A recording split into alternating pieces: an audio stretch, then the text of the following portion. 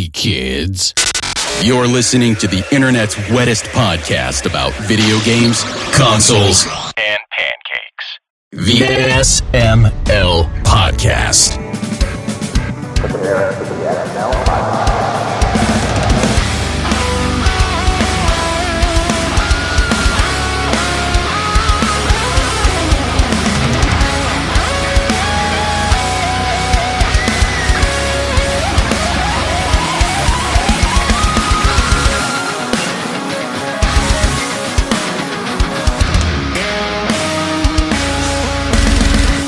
Hi, Jacob. He snuck in. I wasn't even paying attention. He came in right when you were talking about if it was on terminals, I think. Yeah. Cool. All right, Whoa. so no super long reviews today. I know we have some bigger titles, but we have a lot of games. I will do my best to keep it succinct. Yeah. I will Question. pretend like I will.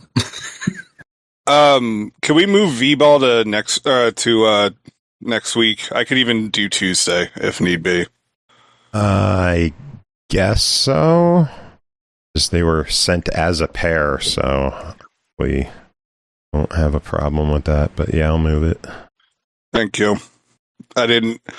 It's the only one I did not get to, and yeah, I was going to get to it this evening, and my dog decided that he had other plans.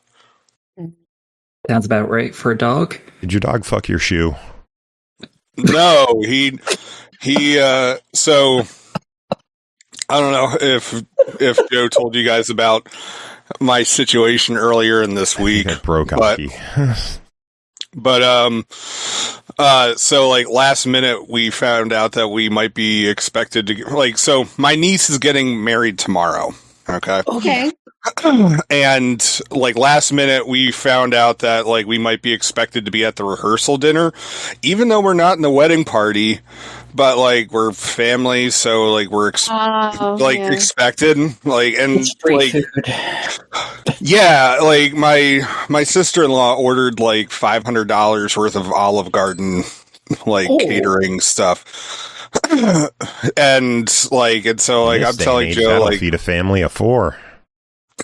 yeah, right. But so Wednesday morning, like I informed Joe, like this might be a thing. And so yeah, so anyways, so like I decided, I don't really feel like going. I don't feel like socializing with people. I just got done with my 4-day work shift. I'm just going to stay at home and laze about and all that kind of stuff. And Angus, my dog, decides that he nowadays fuck your shoe. No, he's not. I don't wear shoes, man. Like, Oh, so he was Crocs. fucking your foot then. no, he wasn't fucking my foot. Your Crocs. No, I don't wear Crocs. I wear sandals. Anyway. Hippie. Oh my God. So anyway, so my kids are usually the one that take them out and about, like to go take a shit out in the yard and stuff like that.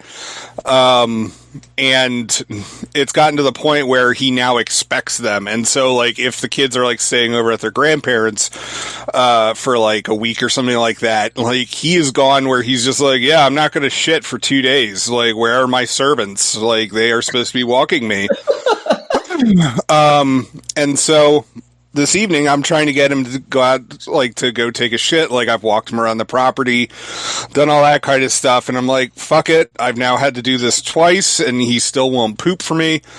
Like, whatever. I'm going to go take my shower. And this is, like, 7:45 tonight. So, like, hour 15 from now. Or From now. in the You're going to past. shower during the show. Yeah. You know what? We're going to take this show to new places.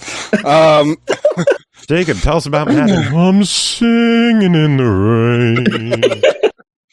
So, anyways, so I get in the shower, like I've got the baseball game going, like, I'm in the shower, like, starting to, like, I just started washing my hair, and all of a sudden I hear Angus barking his head off from the living room, and I'm just like, oh, for fuck's sake, you gotta be kidding me. And and I'm just like, and so I hop out of the shower, I'm soaking wet, like, in a towel that's, like, barely covering me, because I'm a fat piece of shit. And so I let him outside, and he's just standing on the porch, like, are you coming? Like, come on, man. Like, are you gonna walk me around? Like, and I'm like in nothing but like a towel, and I'm trying to coax him from inside the house, like, either get off the porch and go take a shit, or like, come back inside the house. And he's just like, like, Nani? Like, and I'm just. And, so I have to, like, go throw some clothes on, and then, like, he finally hops off the porch and makes me watch him take a shit in the front yard. And he's making eye contact. Yes. He did make eye contact with me the whole entire time. Like, it's like you're watching, right? Like, to make sure that, like, nobody's gonna kill me, but you're also watching me take this shit, right? Like, and then, so, like... out my butt. So he takes this massive dump in the big, like, and it's like, and he's a tiny dog too, and so like this is easily like a third of his body weight, like, and yeah, it's like, so like he takes this huge massive shit and then just runs back up the porch and hops back into the house, like, I'm the best boy in the world, like, look at me, I'm so good. And yeah, so then I finally get to take my shower, and like all of a sudden my phones just start like ringing off the hook because my dad's trying to ask me questions about this app that, like, how does this work? Blah, blah, blah, blah. And my wife's trying to tell me that, by the way, it's trash night tonight. And I'm like, yeah. So at least I'm clean for this show. Wow. Are you? It sounded like you had a lot of interruptions. Are you sure you cleaned everything like you were supposed to? Yes, I cleaned everything. Clean your shoe. I don't wear shoes. What's up, everybody? This is the SML podcast. Following on the heels of that story, Jacob's here, Aki's here, and Bri is here. Jacob, Hi. We know how your evening's going. How's everyone else doing? Aki might still be broken. Aki's broken. Yes. Yep. Yeah. I've had an interesting day. I got to interview for my dream job. I hope it went well. But yeah, we hope so too. What can we ask what your dream job is?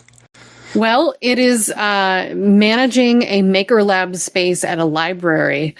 Oh, okay. Yeah, very cool. 3D printers and sewing machines and DTF printers and laser engraving and all that sort of stuff. Is down to fuck printers? Yes, yes. I was thinking the same thing. It's like, this is where we print out the fleshlights.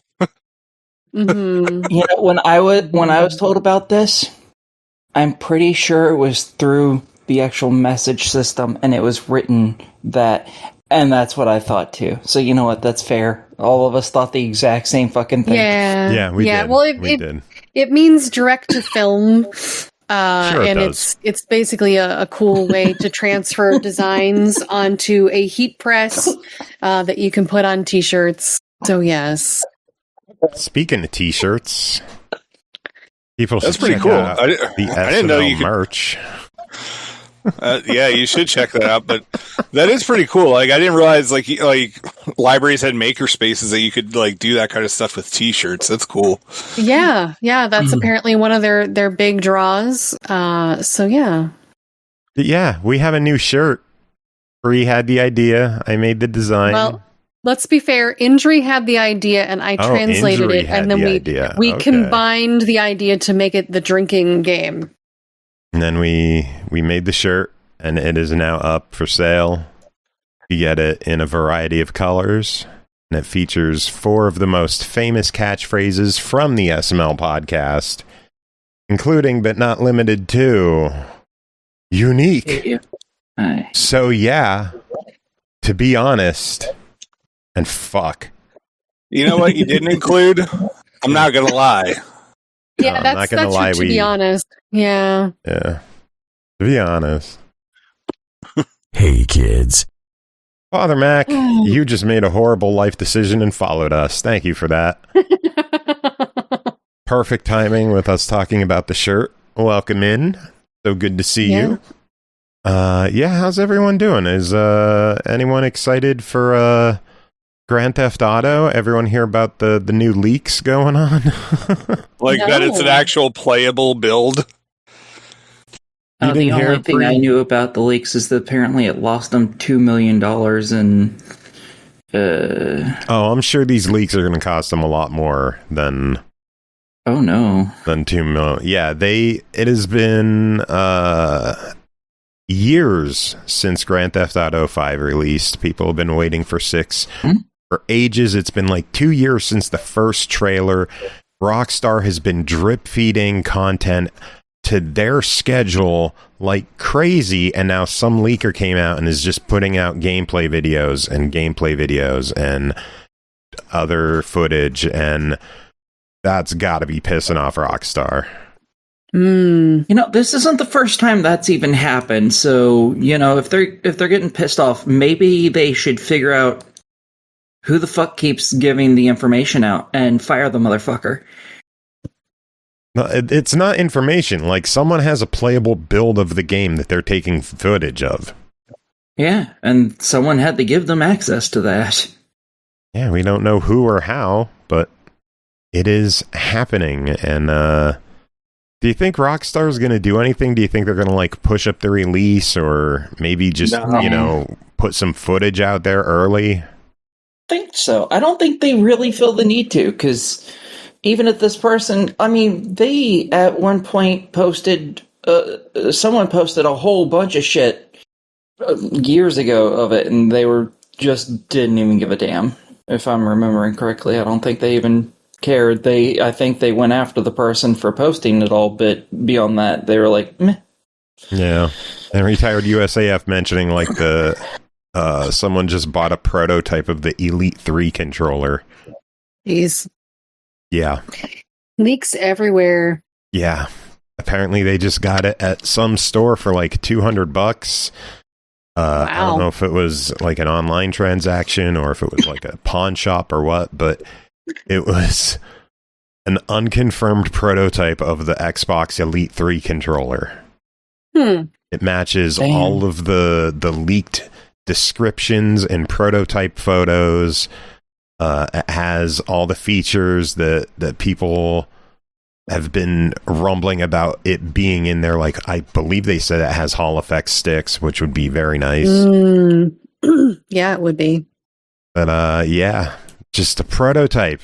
Just showing up. Hey, how's it going? That's crazy. It's crazy. Oh, man. Let's see. What other news do we have this week? Game Pass. We got the latest games coming to Game Pass, and it is another small batch. August 12th, we got Wolfenstein 3D as a sneak edition. August 19th, this week, we got Vapor World Over the Mind on Game Preview, which had some controversy about AI in the cutscenes. Yep. Yeah. Which had supposedly been removed, but we'll see. Yep. Next week on the 25th, Blood Dungeon. Not too sure what that is, but it sounds interesting. Me either. Yeah. And then on the 27th, Aki's excited for this one, Resonance, A Plague Tale Legacy. Yeah. Yeah. Yep. And then September 1st, Shell Diver. Can't believe we're already almost in September. Yep, we are. No. And that's the Game Pass update. Okay. Very small. And we're losing games too, because when games join, games have to leave. We are losing another Crab's Treasure, I Am Your Beast, Neon Abyss, One Lonely Outpost, and The Witcher 3 Wild Hunt. Yeah, I gotta debate if I want to take the time to do that New Game Plus and those DLC achievements for Another Crab's Treasure. I'd have to start the whole game. Yeah. I don't think I could beat it fast enough. But those are all gone August 31st, and then September 6th, NBA 2K26 is leaving. Oh no! So that was a short stay. Mm-hmm. That's what I mean. That's going to affect us, like this group, really badly. Oh yeah, Hey, you breaks play my heart. Madden and MLB. Yeah. So basketball's not out of the realm of possibility for you. The sports nerd. Actually, it does. The sneaker noise drives me nuts. Oh, on the hardwood floor. Oh my god, I hate it so much. Like, I tried to get into basketball as a kid, and it was just like all over the floor. Like, nah, like I couldn't do it. Yeah, now I can hear the noise in my head, and I don't like it.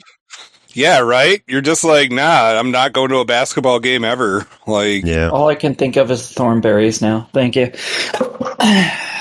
Thornberries. Yeah. Like the wild thornberries? Like the Okay, what does that have to do with basketball? Has to do with the sound that you decided to make for the sneakers. Oh, yeah. I'm like a monkey. No, I don't get too excited, Aki. But I was a cheerleader for a short period of time, and now I'm having like flashbacks of like sneakers on the no, just no. So yeah, that's Game Pass.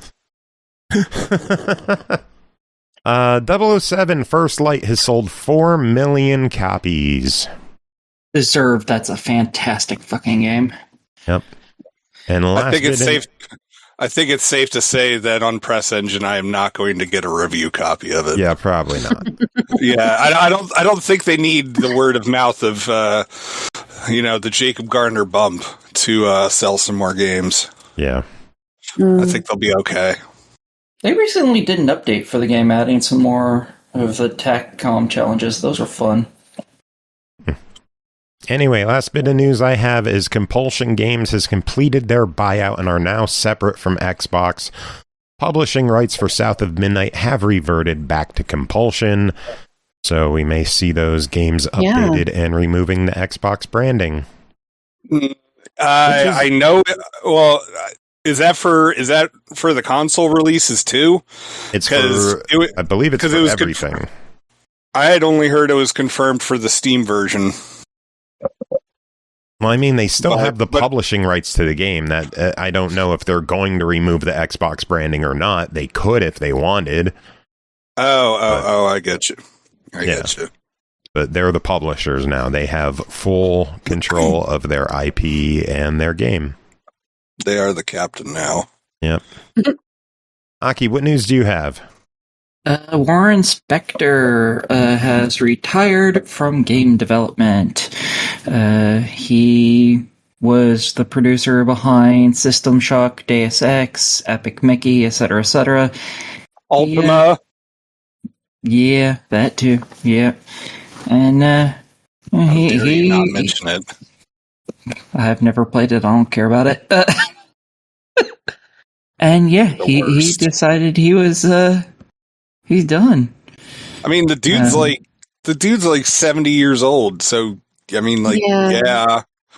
Go enjoy retirement peacefully into the night. Yeah, he's been at this for 44 years. So. Yeah,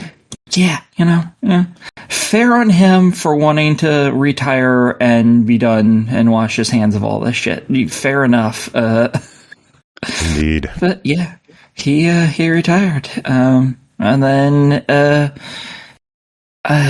Hayden Panettiere died. She played the voice of Kari, I believe it was. Kyrie. Yeah. Yeah. So, yeah. Yeah. As far as I'm aware, what happened still hasn't been listed, but yeah, she's it 36. sounds like it was a cardiac event that might have come on from an overdose. Yeah, that's what I Oh, was that's a hearing. shame. Yeah. Well, like if I remember correctly, somebody had said like her brother passed like a few years A ago couple years ago, yeah. from a heart condition, and so so I mean, it may have been something that runs in the family. Yeah. Yeah, and she had just written a memoir that came out in May. And it talked about stuff like that, her issues with drugs and so on and so forth as well. So I don't, as far as I had been aware at that point, no one had listed how she had died. So knowing it was a heart thing, that's at least something. So, it's a shame. She's way, way too young. Way too young.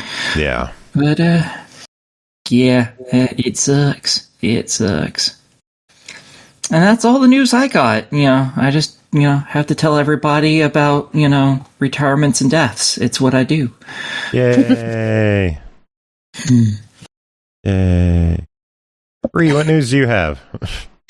So, Turnox is the latest developer publisher to get kicked off of PlayStation. According to their Twitter, they were their contract unilaterally terminated from Sony PlayStation. They didn't give them any reason, it sounds like. And their existing games are scheduled to be removed August 23rd. Damn, that's really quick. They're not really a shovelware publisher. They're not. They do have a couple of games that they published on Xbox that have title updates to them, and a couple of their games are definitely on the easier side of things, but I wouldn't consider them a shovelware developer either. Yeah, they're not weekly publishing the same Sokoban games. Right. And they have a new game that was coming out, Stonks 9800. So that's available on Steam. Hockey, use headphones. We could hear us. All right. Well, I don't really have as much news as I have a discussion I would like to have. It's just something a little different on subjects related to the behind the scenes stuff of what we do here. I watched a Twitter video from Mike Straw of Insider Gaming about his personal opinions and struggles as a game journalist. And it had some key points about changes in search engines, AI, that I found that to be enlightening. My key takeaways from the video were that AI is scraping news and not giving credit, and new search engine pathways are just making it harder for independent media to get notice. And like, we're volunteers doing this as a hobby, and we don't get paid. We just get product for our work, but that doesn't mean that we don't want notice for, we want the notice to go unnoticed. I've been plugging away at this for like a third of my friggin' life now. Yeah, it's frustrating. Life. So anybody have any thoughts on kind of that idea? Like what specifically? Just, about being a journalist, if you will, that we're doing this, and, how AI is changing the landscape for us as far as getting notice, getting credit for our work. It sucks because we were already in a sea of flooded news, and now there's just more sites popping up that just have regurgitated AI spam of other sites' work. They're just stealing other sites' posts and AI-ifying them and just throwing more into the flood, and it's getting harder and harder to get noticed. And then you have to worry about things like misinformation. Like AI will just churn out misinformation and keep that shit going.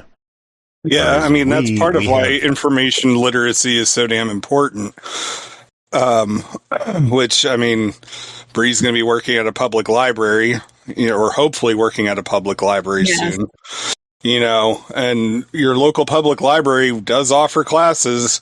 I mean, I'm not talking about your specific public library, Bri. I mean, I'm not creepily figuring out where you're applying for. But generally, folks, if you have a public library, Like, they offer classes on information literacy, and if they don't offer classes, talk to their reference librarian. Like, they will be more than happy and probably excited, actually, to help you with this kind of stuff, and like being able to determine like what's a good source and what's not, and like how to look out for, you know, AI slop versus, you know, homegrown slop like we do proudly. Yeah. AI is to the internet what nuclear bombardment is to the environment. I fully believe in the concept of the dead internet theory, and I think we're well on our way towards it. And this stuff is just one example of how that is seemingly a fact-based opinion and theory. So I'm just gonna say I'm gonna be really pissed off if I find out Aki's been an AI this whole time, because like 3 letters in the name and 2 of them are AI. Yeah. No one has met you or seen you. Good. All we know is your voice. So you could be a robot. It's true. She could be. Fucking knew it. Like, I met Well, Jacob I would also bring up a Bri. related topic, Okay. which is scammers trying to get codes to sell from devs and publishers. So Those people Pirate need to be taken out and PR shot. has an illuminating set of tweets about what scammers are saying in their emails to request games that I use as a way to write better emails. Please but link it's me frustrating. to that, because I I want to will. read that. But yeah, it's really frustrating to think that I've been doing this over 8 years. Joe's been doing this over 13 years, and we still get rejected because companies are being inundated by bullshit requests, and publishers are tired of betting on small creators who flip keys. Does anybody want to chime in on that nonsense? I've had personal experience with this as well. This even hits places like the adult game stuff. You know, the stuff that I like to do. I've been rejected because they don't like handing out codes to people because people keep doing shit exactly like that. And it fucking sucks. Yeah. So, it's some bullshit. And I'm very much of the opinion that all scammers, all of them, should be taken out and shot. Yeah. Just Like, worldwide. When I word my emails, I very, very infrequently make it ambiguous to how many keys I want. Like, yes. Very, very rarely do I say, we'd love a handful of keys for my team and to maybe do a giveaway. Like, I'll say that sometimes to newer people or to people I'm comfortable with that we've done giveaways with before. But most of the time it's like, I would love to request a Steam key for us to check out on the show, or I would love to request 2 Xbox keys for my co-host and I to check out on the show. Like, I don't ask for a dozen keys. I don't ask for 5 keys. I'm happy with whatever they send us, if anything. And I stress that, if anything. Yeah, and one of the things in the email threads that I read, Pirate PR, was talking about how you can go and look at some of these companies in the emails that he shows, and they look like legitimate emails. And if you go even look up the companies, they have the right names, they have the right email addresses, they have full websites with reviews on them, but something's not right about them. And it's tough to represent yourself, make sure your branding is on point, that your links are on point, that they're not being duplicated. There are easy ways in an email to change, an O to a 0 or a 0 to an O, change little things that people won't notice.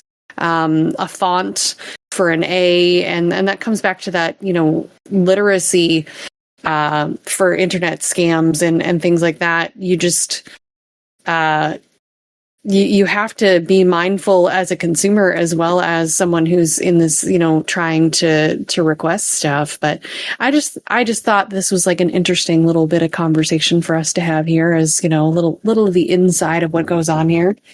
Yeah, It's I know. one of the reasons why I don't like code reselling websites. Oh yeah. Oh, they're awful. Like G2A or whatever the fuck it is. Like places like that shouldn't exist for this, because this is exactly how more than half those keys get on there is shit like that. It's bad people being bad actors, and some of the keys on there are probably legitimately obtained and put on there, but most of them are not. So that's just it's better just not to have them. Like there's a difference between like most places and a place like Humble or Fanatical or something like that. Those are actual stores. The devs put the keys on there. That's one thing versus like something like G2A where it's like users selling keys. Yeah, we don't need users selling keys, because generally users shouldn't be getting keys that they already have the game for. Just in general, that's not something a lot of people run into very often. So we don't really need a website that does that. Like which is why I get worried when I make a request that someone potentially on the show already made, because I don't want it to look like we're trying to get sneak around limits. And like Jacob, you really got to let me know when you request stuff on Press Engine, because I don't want to make duplicate requests. Yeah, I know. And you tell me when you get stuff, but not when you request stuff. Well, right, but like when I get something in, I need to know the first half too.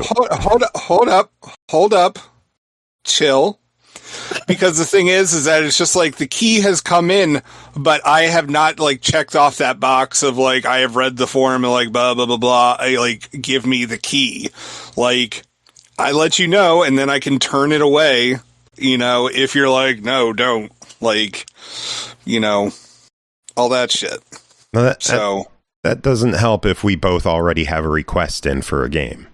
Like, I got declined on one that you got. Oh. Yeah. Yeah, that's why they want to know beforehand. So I don't run into stuff that way like it doesn't make the team look like we're trying to get around and get more keys than what's actually needed. Gotcha. Yeah, so like I gotta know that kind of stuff.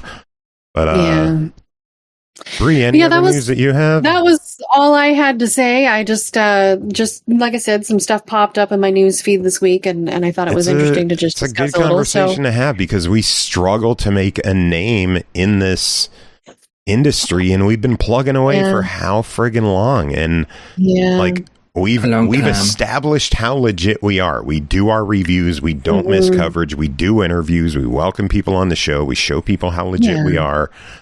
But you know, the numbers just aren't there, and that turns people away before they could ever even meet us sometimes.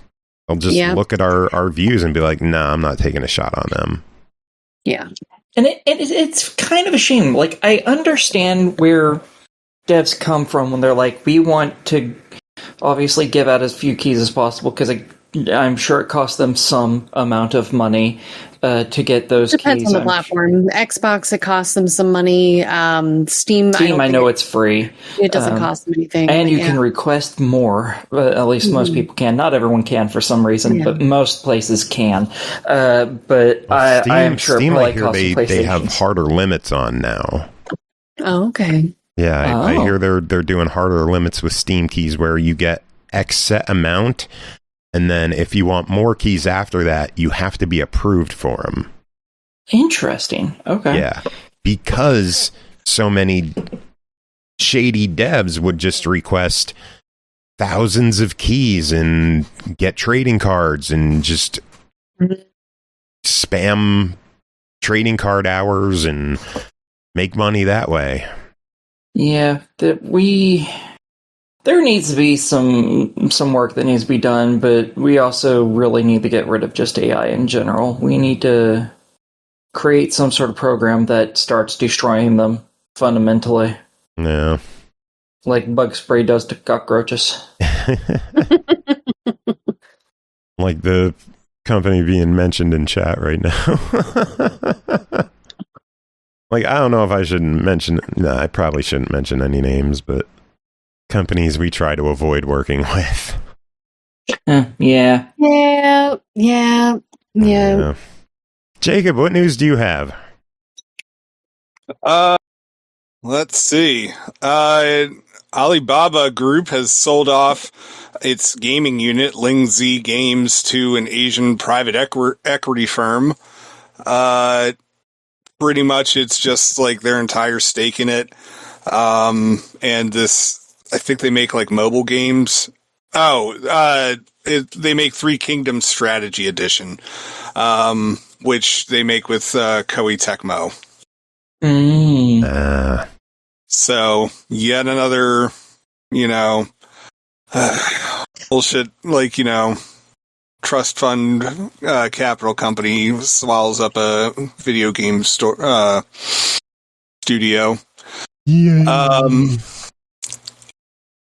Also, I don't know if anybody has seen the latest about Star Citizen. They hosted a live stream to show off how this new mission that they're showing off works, and essentially the devs were about ready to kill each other by the end of the live stream after they had multiple issues with the game, with the stream, and also they ate shit and they died at the end of the mission. They couldn't beat their own mission.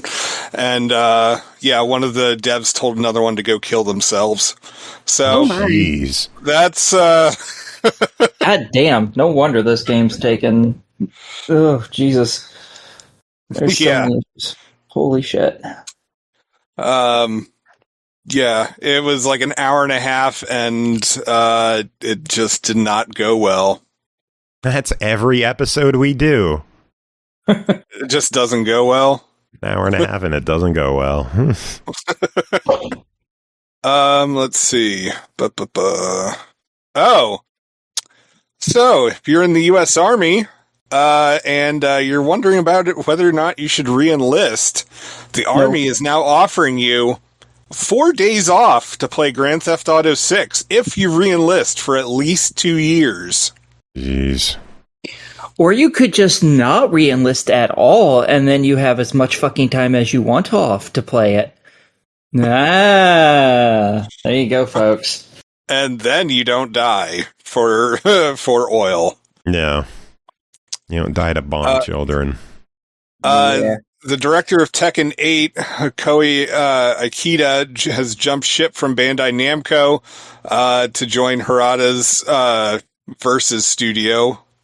So they're just hemorrhaging talent. That's fun. If you play Among Us, they introduced a new crewmate role, the Judge, who can, during emergency meetings, overrule everybody and just decide who gets spaced. Oh, wow. Well, that sounds fucking stupid. I think they used it for something else, and so, Oh, that's right. You can overrule the votes. However, if you're wrong, you die. Oh, okay. Now that's more fair. All right. Yeah. So there's that. War Inspector. Oh, McDonald's. So, in case you're not already paying attention, right now they're running a Godzilla X Hello Kitty Happy Meal thing, which my kids are going absolutely batshit insane for.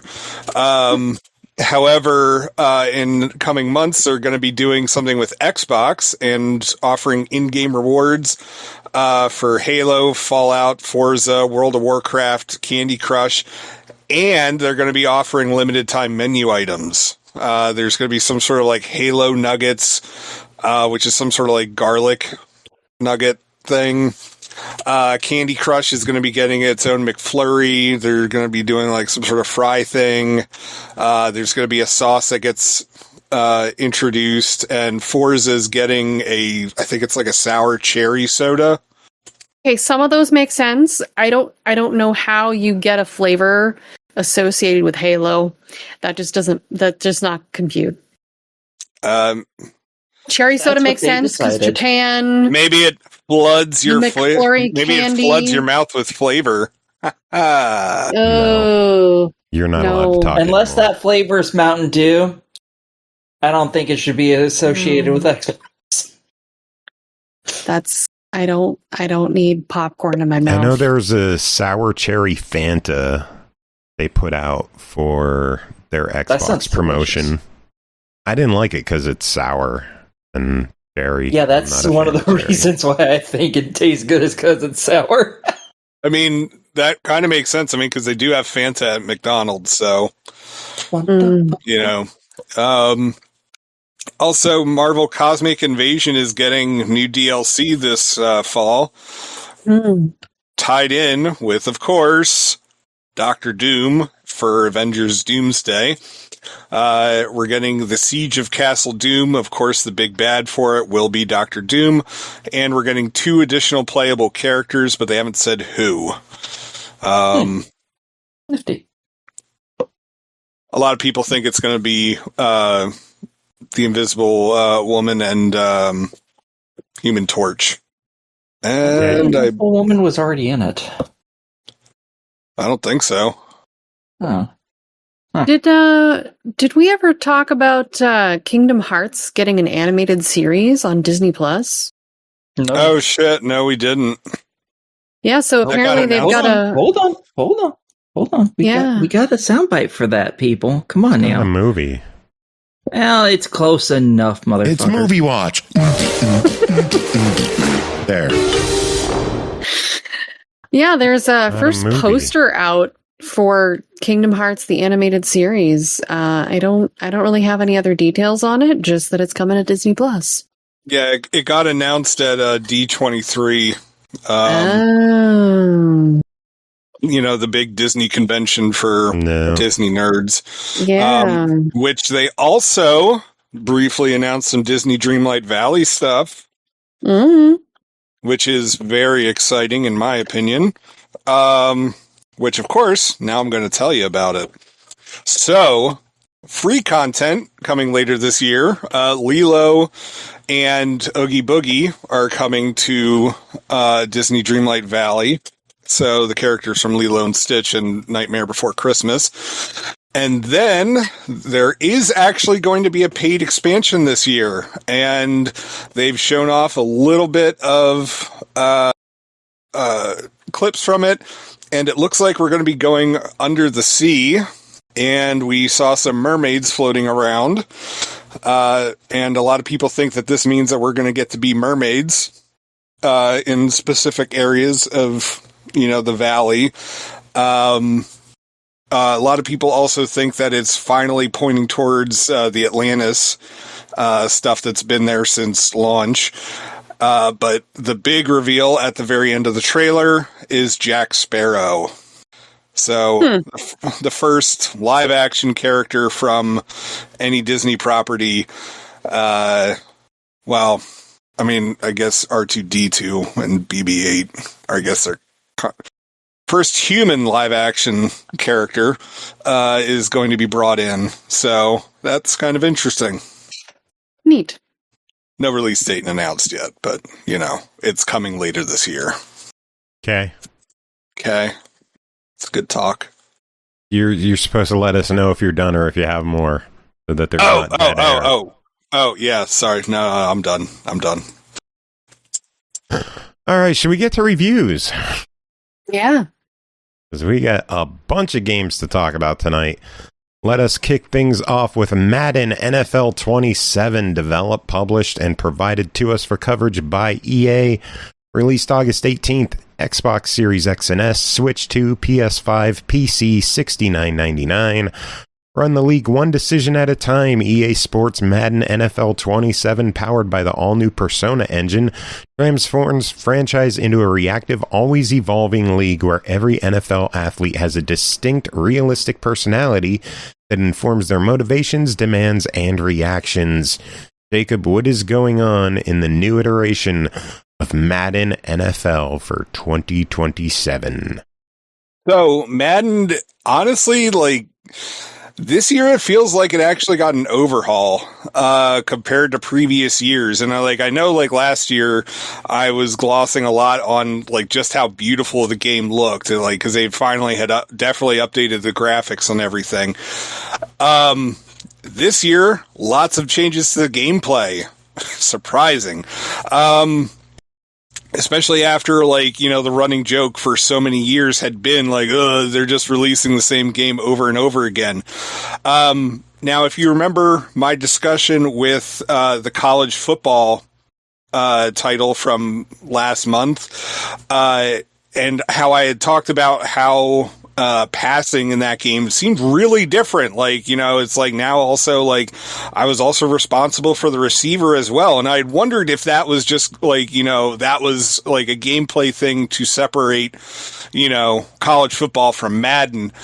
No, that looks to be the new normal. So yeah, there's actually a bunch of changes with this game.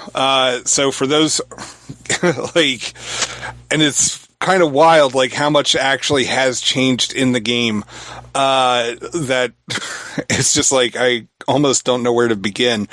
But I guess I'll go with the gameplay change. So with this, as a quarterback, previous Madden games, it used to just be, you're the quarterback, you toss the ball, and you hope that the game AI catches it.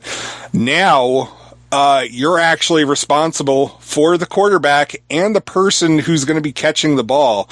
And what the game does is that you have to hold a button at a specific point, and the receiver, provided that you didn't hold it for too long or too short of a time, pretty much it'll highlight green if it's good. But yeah, you're now responsible for it, and it is wild, because finally, guess what? It's now your fault if the guy doesn't catch the ball. It was always your fault anyways. Well, usually it was my fault because I threw it to the wrong guy. But now it's just you could be responsible for fumbling this. But at the same time, now, you've got more, way more control over the whole thing. And it definitely feels like it's more, you're more involved. I don't want to call it like a sim, but it really feels like EA is pushing for you to be able to control every single aspect of the game. And if you're wondering, if you're holy crap, this does sound overwhelming, thankfully EA made a change with the menus. Holy crap. And guess what? There's now a tutorial section. It's not hidden under all sorts of stuff. And so EA has realized we're introducing a bunch of new stuff. We better show we better make it clear to everyone how to how to be able to play this kind of stuff, because for so long it almost seemed like this was generational knowledge, and if you didn't if you weren't playing Madden years ago, you're just going to get left behind.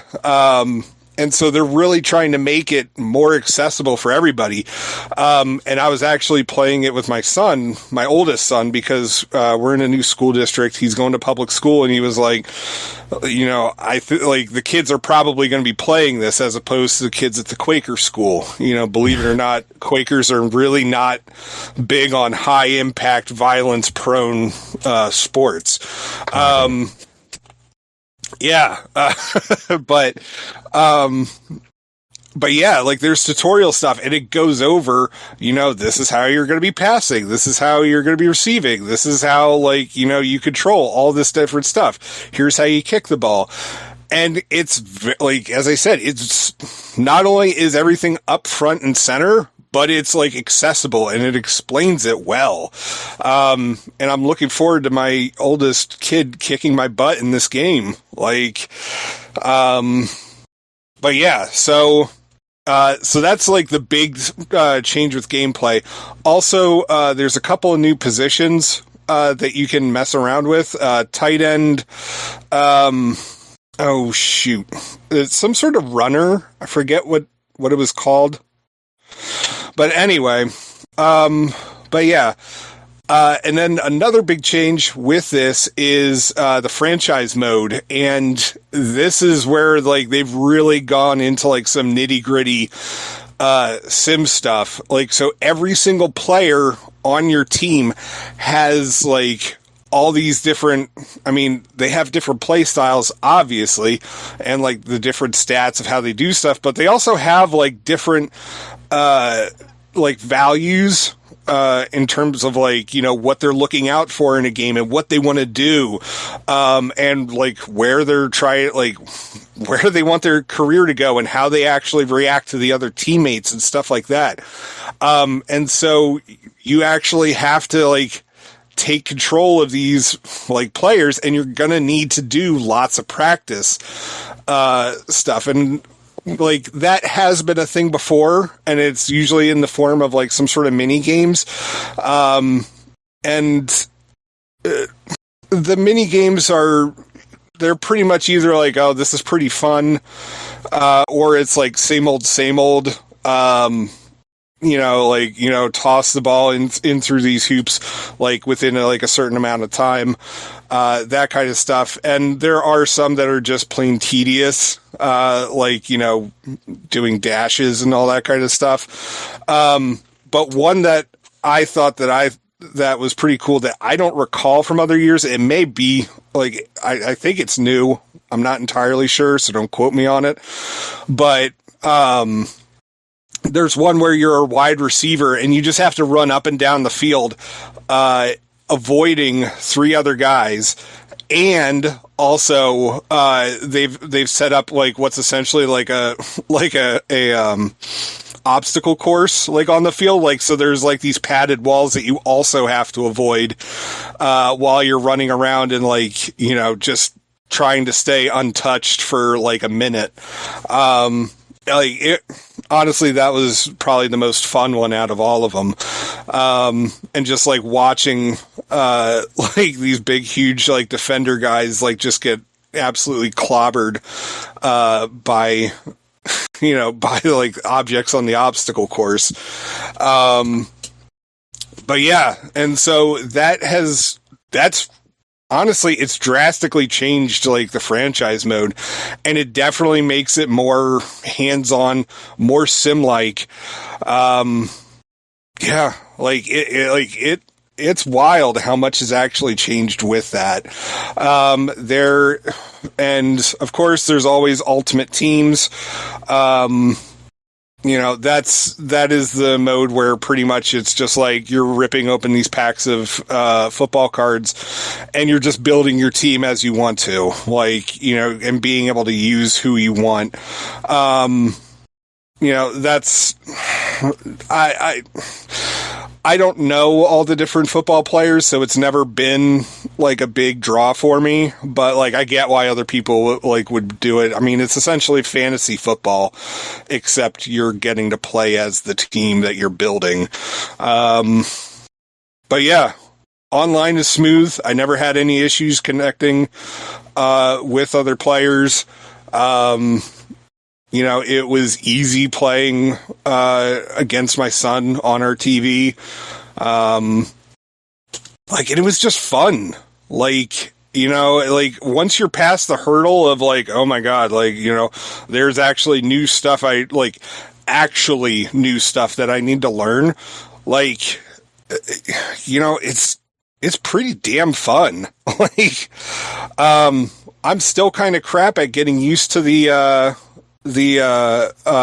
like, you know, controlling the passing from the quarterback to like a wide receiver. And honestly, for quick plays, it's not as good because you really have to like, you know, you're throwing it and then you have to like, you know, hit the correct button at the correct time, for your wide receiver to catch it. And so as I said, if you're doing like a quick play, like it's a lot harder to do. But yeah, like, my only complaint, honestly, is the menus.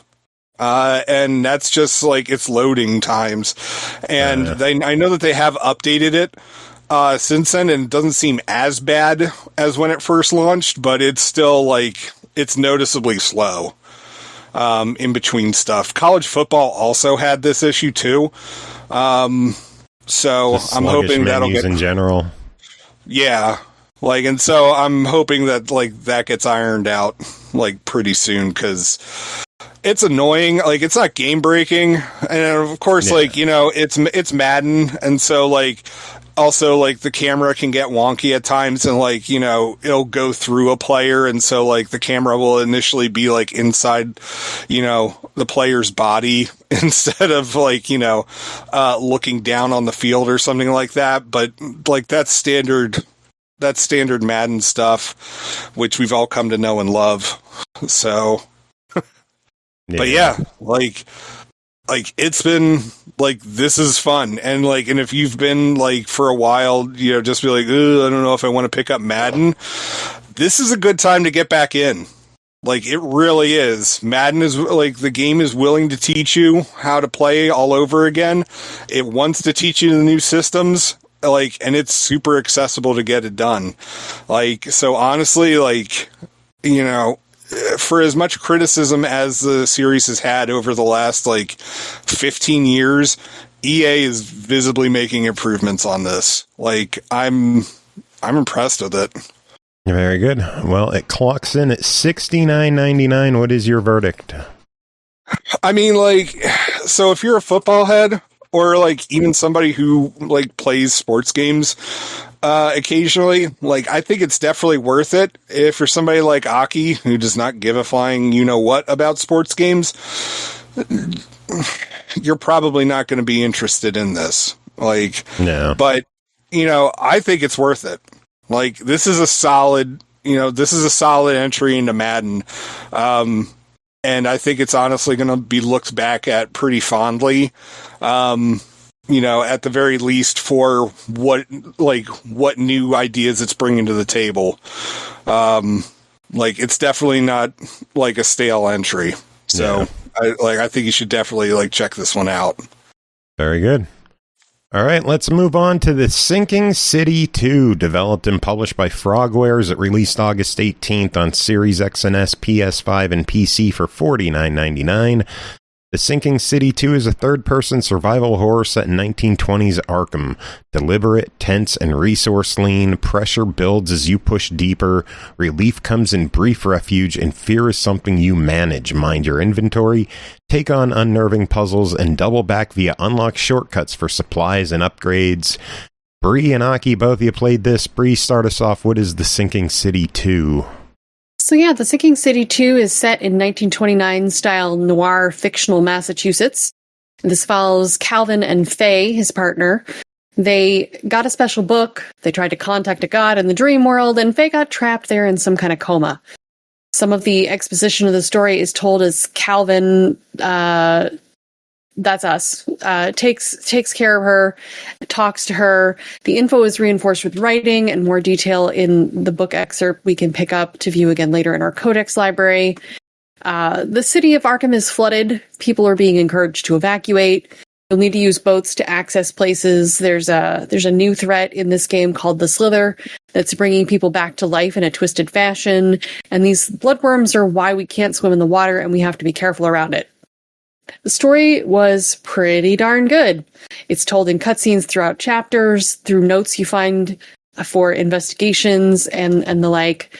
And Faye's story is told mostly in these flashbacks and like different cutscenes. And we have some indication of how the two met and fell in love and got into the occult situation they're in today. And I don't want to give away too much of the story, obviously, because spoilers, but things are never as easy as they seem. You get one piece of the puzzle and have to solve another to get a related task before you get back to the original problem. And that's just kind of how the story unfolds. And when those cutscenes hit, it's really great. There are difficulty settings for the game with the investigations and the combat separately.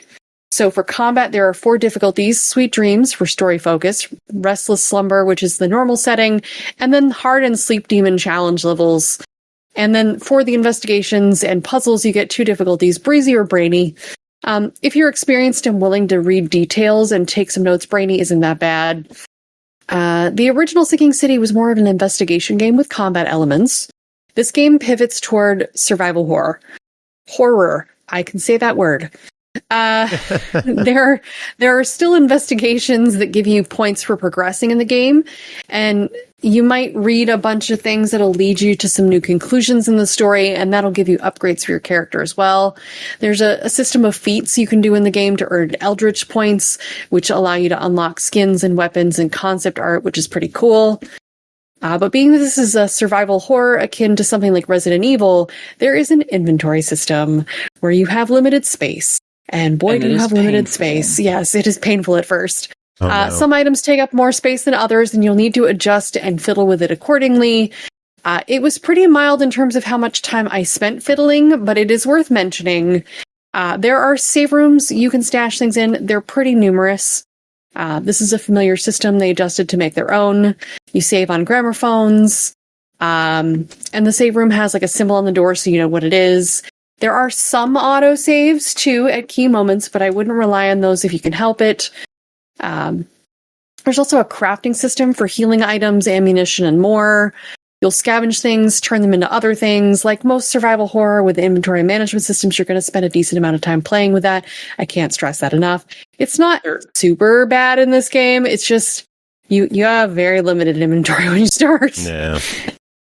Aki, you were going to say? I'd like to add with that. You're constantly picking stuff up, thankfully, and you have a nice little map. Yes. You do have to pick it up in each area, but you always find one pretty much right in front of your face soon after you enter an area. And when you open it, the rooms that you've been through will change to a color. And then once you find all the shit in that room, it will change to a different color, so you know you've it's like finished blue and red. it. Yeah, Very helpful. Yeah, there is a new game plus mode to add some replayability. But let's talk about the gameplay. Yeah, this is a third-person 3D game. You move around environments pretty freely, going back and forth to discover clues and explore environments for notes and pictures and the like to flesh out the story.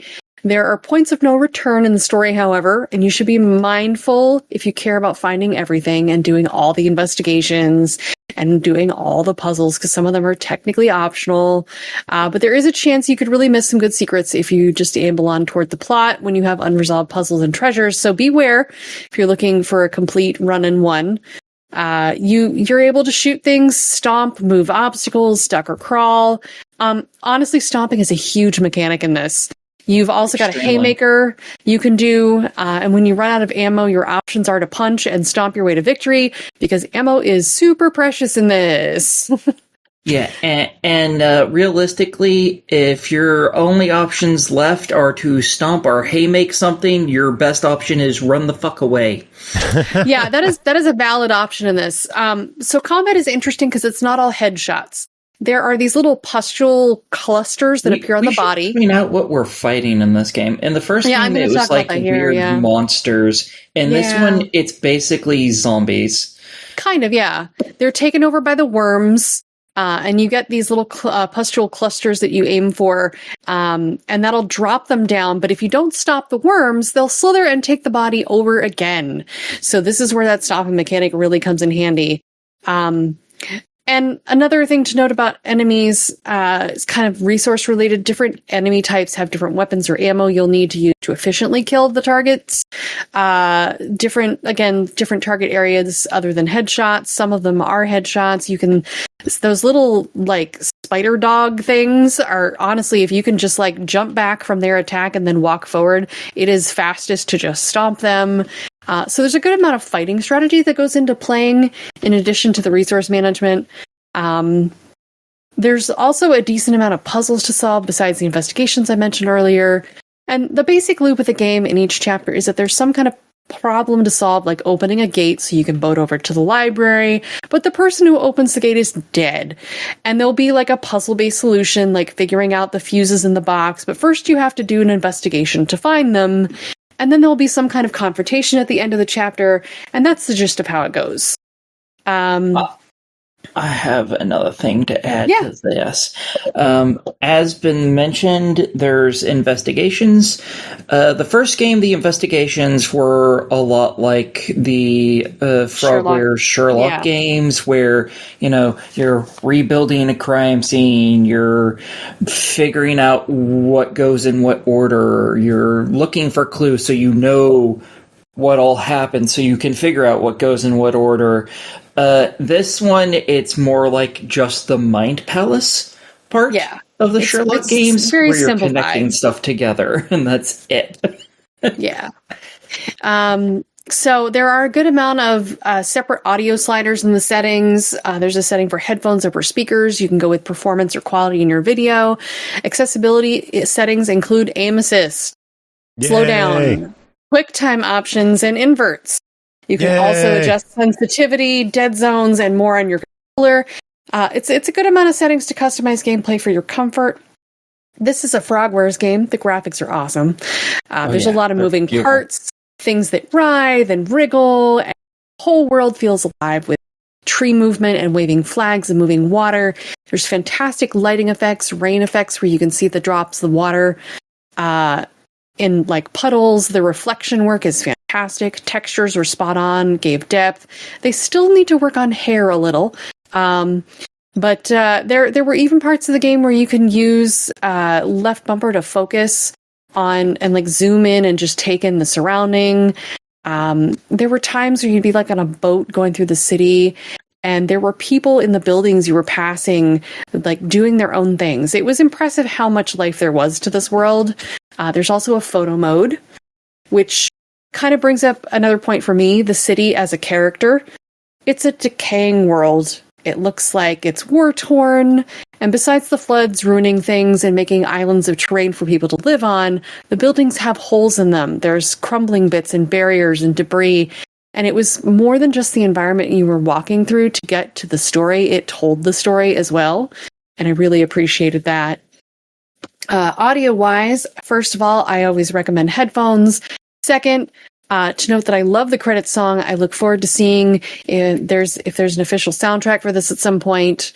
The game is wet, and you can hear it. The little splashes, the little skitters, and noises of enemies coming up. Yeah, it's excellent. The soundscape in this is excellent. If you like Lovecraftian horror, I think they nailed the feeling. It's unsettling, it's wet and squishy. You get that feeling you really shouldn't be there. There's familiar locations that you've read about or heard about in other Lovecraft media, like Miskatonic University, so it's going to be familiar to you. For me, there was some not so great stuff. I did play this pre-release, so some of the things may be addressed with early patches. There were some enemies that would occasionally get stuck on terrain, but I used that to my advantage. There were some voice to lip sync issues that I noticed in the opening cinematic. The flashlight would turn off randomly, and I'd have to turn it back on. I don't know why that was. It doesn't just like to just turn off either. It likes to start flickering and then turn off, and then you have to turn it back on. And that really sucks for me personally. I don't like when it does that. Yeah. There wasn't a lot of tutorial in this. If you've played other games of this type, you might be okay. But it actually hit me 4 hours into the game that I just didn't know how to dodge, and that there was a dodge. Which, I mean, it's B. How much more obvious could it be? But you also I had feel trouble like getting into the Mind Palace area for the investigation too. I wasn't exactly sure where that was at first. So I feel like while there was explanation of some elements in the game, some of the basic stuff was just glossed over under the expectation you played games before, which is good and bad. I'm not sure that's actually the case. It may have actually told you, but most of the instructions in this are like off to the side. Yeah, like and it I'm just glad gives you a quick like, oh, this is how you do this, and you don't have to actually do that at that point or anything. Yeah, so I'm glad it goes away. Didn't beat me over the head and assume I was a complete noob, but a little more like, hey, here's a tutorial would have been nice. And this may just be me. Even with a map, sometimes I felt like I got lost a lot. I'm not sure how much of that was game design and how much of that was me being on stream in a dark game with monsters everywhere, talking to people. But I did feel like maybe it was intentional, maybe it wasn't. I felt like I got lost a lot. And then the last little kind of negative, thing I want to nod to here, I felt like the slither enemy was kind of hard to suss out. You have these whole piles of them you can stomp. Sometimes it matters and sometimes it doesn't, and it seemed kind of arbitrary, and that was a little disappointing. Yeah. But yeah, before I hand over to Aki, I want to just say on the tail end of all the little pile of not great stuff I mentioned, I also want to point out that this game was made in the Ukraine between January 2023 and now. And if you don't get the gravity of that, I'll spell it out like they do in the beginning screen of the game. The country was being invaded by Russia.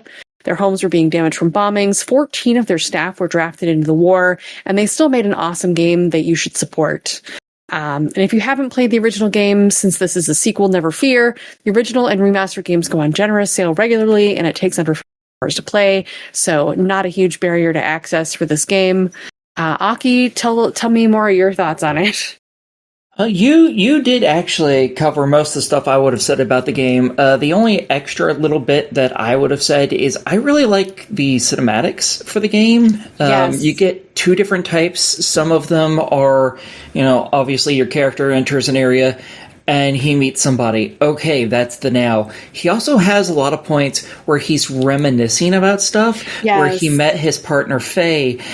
And those are so fucking cute. I love how they interact with each other because so good.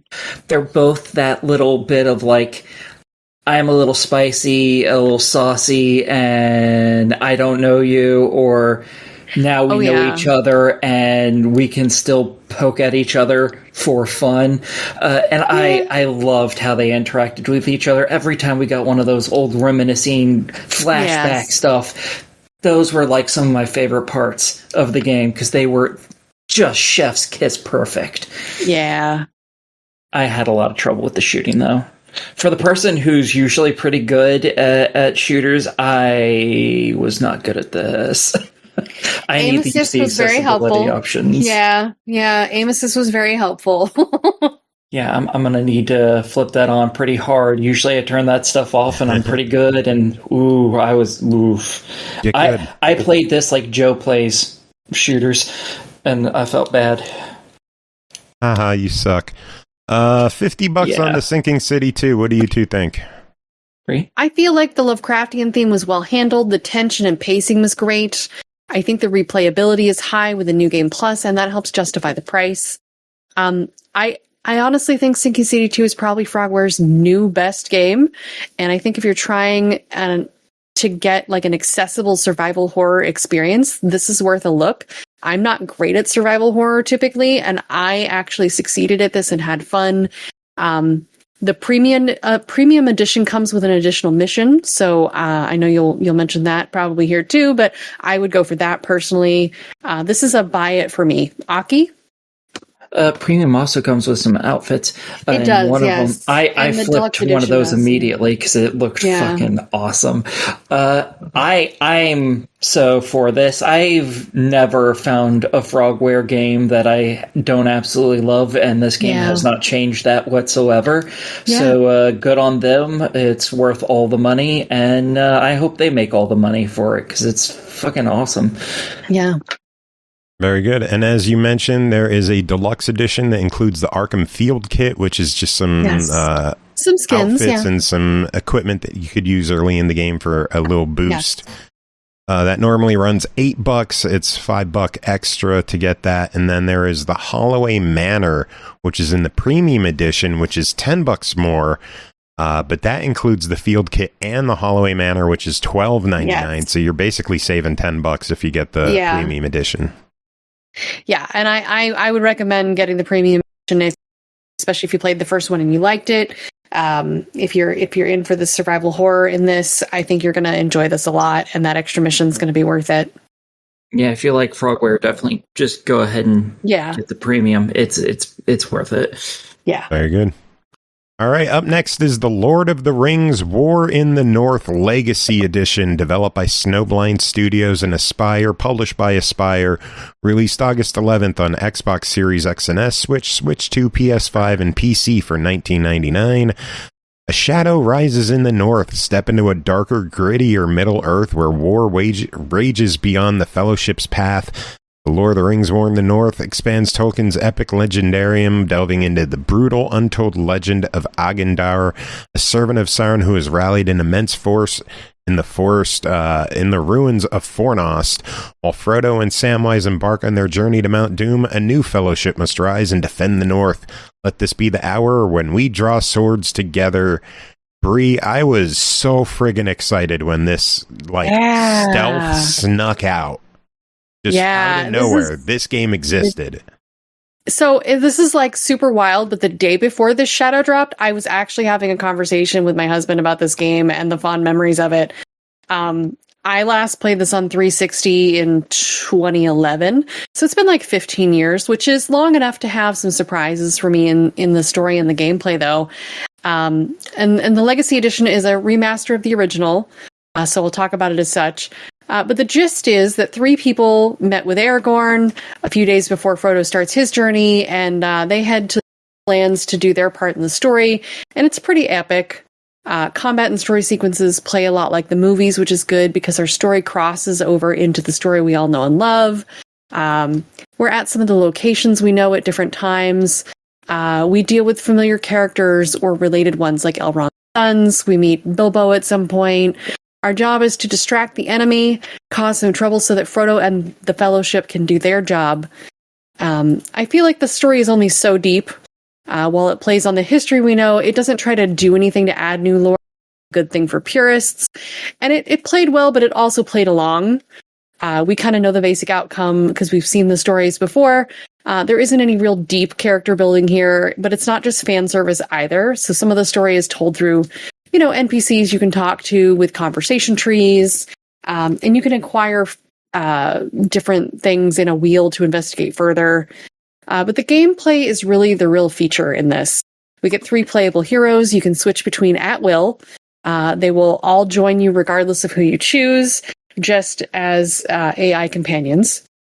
They are Farron, the Dwarven champion of Erebor, Andriel, the Elven lore master or mage of Rivendell, and Eredon, the human Dunedain ranger. And switching characters is actually new to this edition of the game. If you decide halfway through you're better suited solo with Andriel for some reasons, like using the magic, you can play her at the same level as the ranger you've been building, for example. You just have to keep updating those characters as you go through your playthrough. Each character has some secrets only they can find in the game. There are hidden things behind breakable walls the dwarf can break, the ranger has stashes, and whatever elven shit Andriel does to find special loot, I don't know. Also new to this edition is the companion meters. Previously you could not see the health and stamina of your companions, but now in this you can, which is great for multiplayer. Customizing your appearance is a thing. I don't know if that's new, but it's limited to about 5 presets per category, of which there are just like some beards and hair color and eye color and hairstyle and stuff like that. Nothing major, but you do have some customization available to you. But yeah, this is an action RPG. The combat's pretty fluid for what it is. You have multiple types of attacks, an upgrade system. There are limbs you can sever, and it gets kind of gory without the blood splatter. You've got block, attack, roll. You can switch between melee and you've got combo attacks. You've got heavy attacks, and Balaram the eagle to just like call in and swoop down. And he's a giant eagle. You save. It's fun. You can jump on a ballista and just rapid fire at enemies climbing over walls. And there are story elements to play here, or play with, I guess. In between waves of enemies, you need to interact with siege engines to destroy them. You'll have to find levers or find loot that you need to upgrade. There'll be sections with gimmicks like exploding enemies that you need to shoot, or defending allies while they work their magic to get a door open. And the enemies sometimes come from unexpected and, fun places, like the goblins will crawl over the walls or the ceilings, and it's very cinematic in its presentation, like the whole thing is. It's a linear progression of story for the most part. You have like little segments of fighting, triggers of action or cutscenes, and then more fighting. There's like these little segments where you have to kind of gather your party. You can take that time to upgrade. It's a little slow in the sense that this is, you know, still built off of an older game, but the load screens and things didn't seem to take very long. Multiplayer was pretty easy to sort out. You can only have 3 people playing, so it's just a matter of agreeing on who gets to play who. The party leader does the interactions for the most part. The guest just kind of fights. Chests are unique to each player, but for whatever reason, it does not save progress for anyone other than the host, as Joe found out.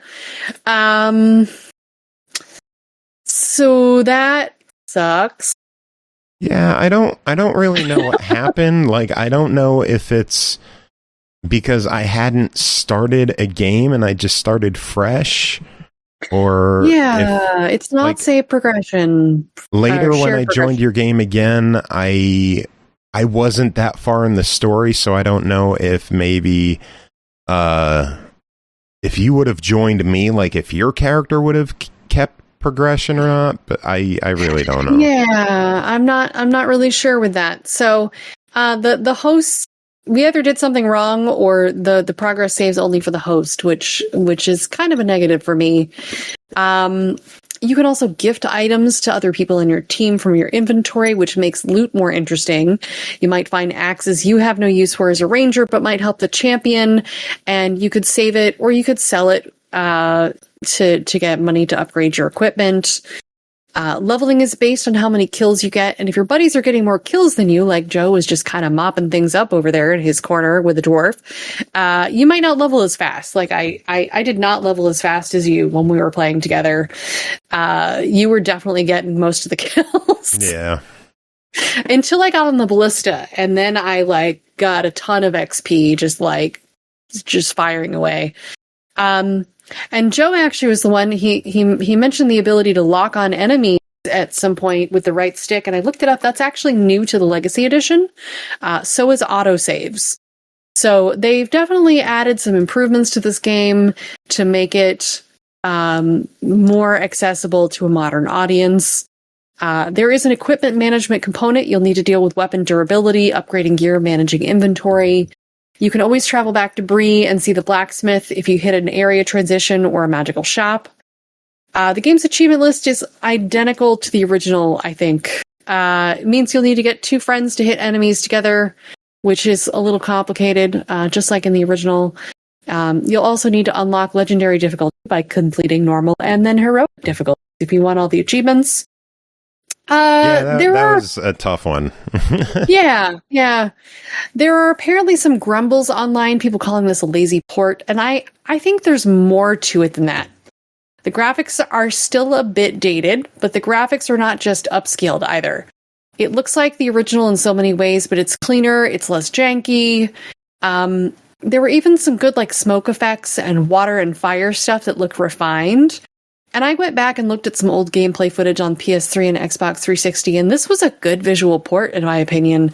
The characters in the old footage look squished somehow.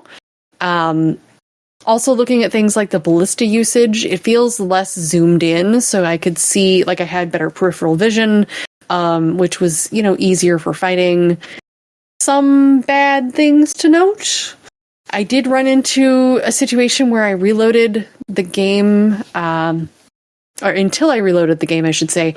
My character's ranged weapons were on some auto dry fire, and I could no longer glean arrows off the same time.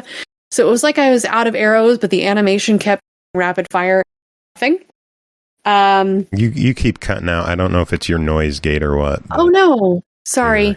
Yeah. But there's a particular segment with like these kamikaze goblins you needed to hit. Frustrating to have this like glitch with my arrows. But overall, I had a great time with this one. Yeah, I am thrilled this one came back and got a fresh lease on life, even though I played, 2 hours online with you and I had to start over. I happily did and am now back to where we were playing together again with the friggin' whites. Oh, yeah, the barrows. Oh, my God. And I completely missed a cave there. I don't know how. Oh, no. Yeah. Huh. There's the quest to, like, go to the 3 caves. I got the first and third. I somehow completely missed the second along with 2 secrets. So, yay. The biggest surprise for me with this is the price. Yeah.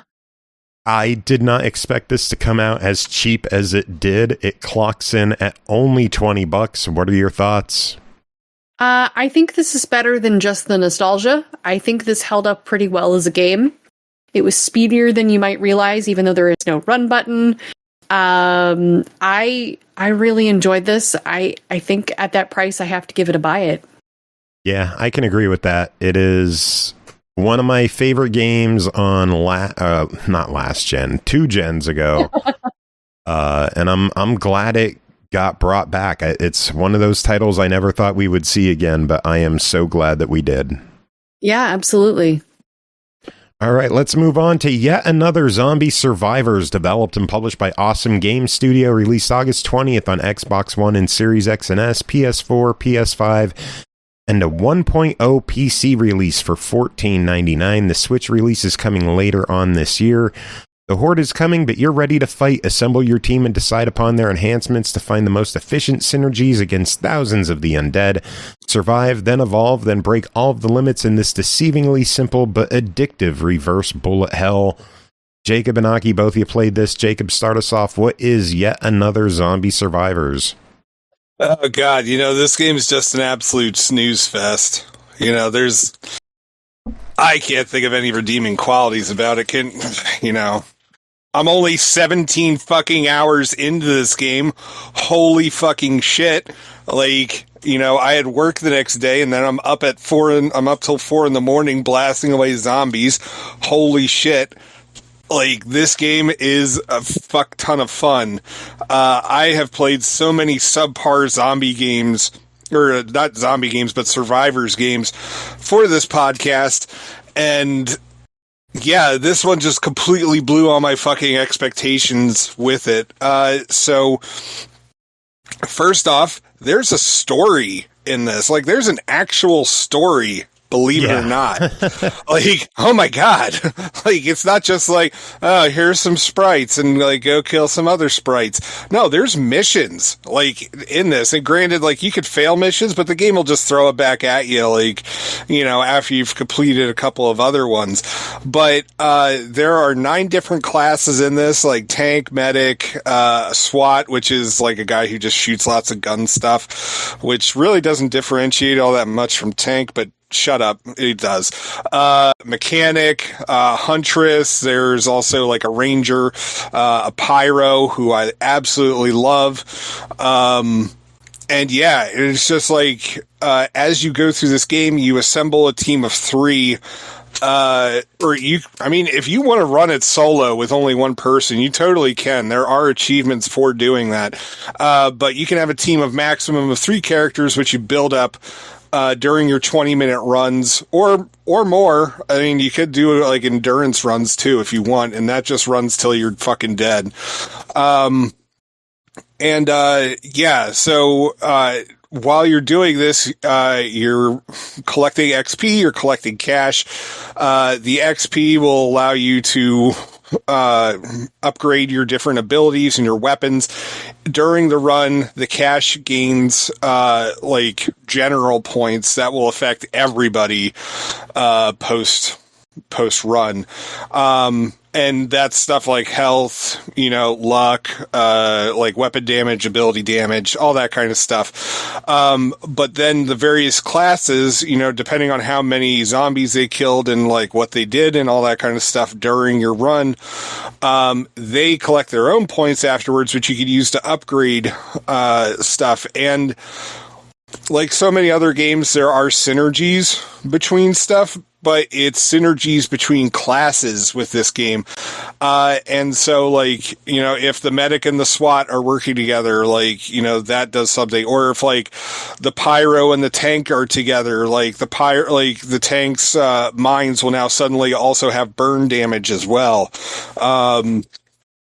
like I think like the SWAT guy, like if he's with the pyro, I think it makes the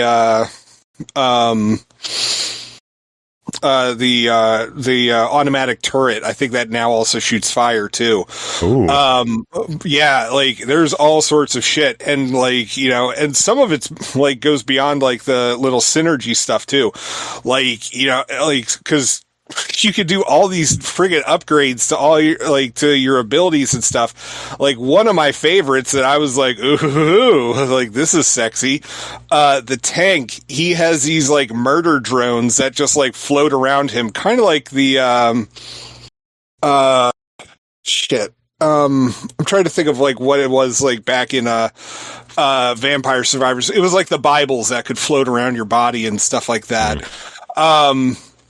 They're very similar to that, but you could eventually upgrade them so that, like, not only do you have more of them, but they're also alternating between fire and ice damage. And it's like, and so you're just like you're just like cruising through all these like piles of zombies, and bosses and stuff like that. And like, you just have like the absolutely insane, like weapons and stuff like that, and also like the tank, who I really love. Like, eventually you could give that guy a minigun, and like, you're just mowing through everybody, and it's just 20 minutes of just straight up fucking carnage. Like, oh my god, I'm having so much fun with this damn game. Like, like, it's easy to lose like 4 or 5 hours just playing it. Like, you never get bored. Like, there's, I think there's like 5 maps total. But like, with the mission requirements that you get with playing the story, you know, it always changes stuff up. And so it's like, there might be a difficulty change. There might be like, you might have to have like X amount of things in your inventory. You might have to, you know, respond to so many SOS signals, and stuff like that. And the game also introduces a mechanic where like you're trying to collect these samples, and you have a limited amount of time to do it. And so like, you're trying to like run around and grab all these samples and bring them back to the bio thing. And if you do that, if you're successful with it, it gives you a huge boost for like one of like your elemental kind of things. So like it could increase like your burn stats or your kinetic weapon stats or like your electricity, you know. And so like, you could cause even more carnage and mayhem as you're messing everybody up. And it's just, this is a lot of fucking fun. Like, I was vaguely sad that I was sad that like this thing was under embargo until today, because like, I just wanted to like throw it up on Twitch and just like be streaming this for everybody. Like, because I know for all the people that watch the silent streamer. Yo, fuck you. I know people. I do have some people who are like, oh, I'm going to just pop in and see what Jacob plays and stuff like that. Like, I do have some friends from work who do that. So anyway, fucker. Like, yeah, like, no, like, I wanted to stream this thing. Like, so, I bet you could suck my dick. No. So anyway. Won't happen. Anyway. But yeah, like, I'm having a shitload of fun with this game. Like, this is great. This is easily the most addictive game I've played in 2026, which the devs were highly appreciative of that message that you sent to them. Yeah, it is. I've been playing this one not as much as you, but it is still very easy to lose yourself in this game. And just say, hey, I'm going to make a run. I'm going to do a run. And then 5 runs later. How much of a lie that was to yourself.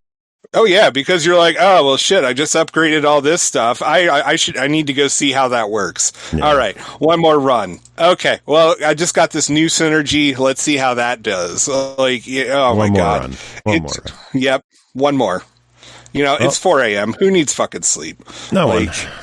Nobody. It's $15. What do you think of yet another Zombie Survivors?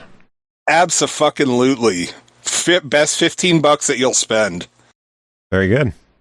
I agree. Aki, I forgot you were chiming in on this. You didn't say anything. Yeah, once he stopped talking, you were already talking, so... Well, go ahead, Aki. What do you think of this one?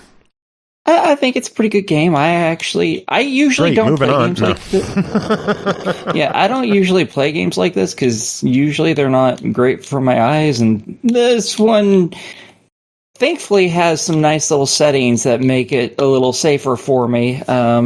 Like, you can make all the effects and stuff more and more translucent until they're just invisible, which is really nice because it makes it significantly safer for me to play, which was pretty kick-ass.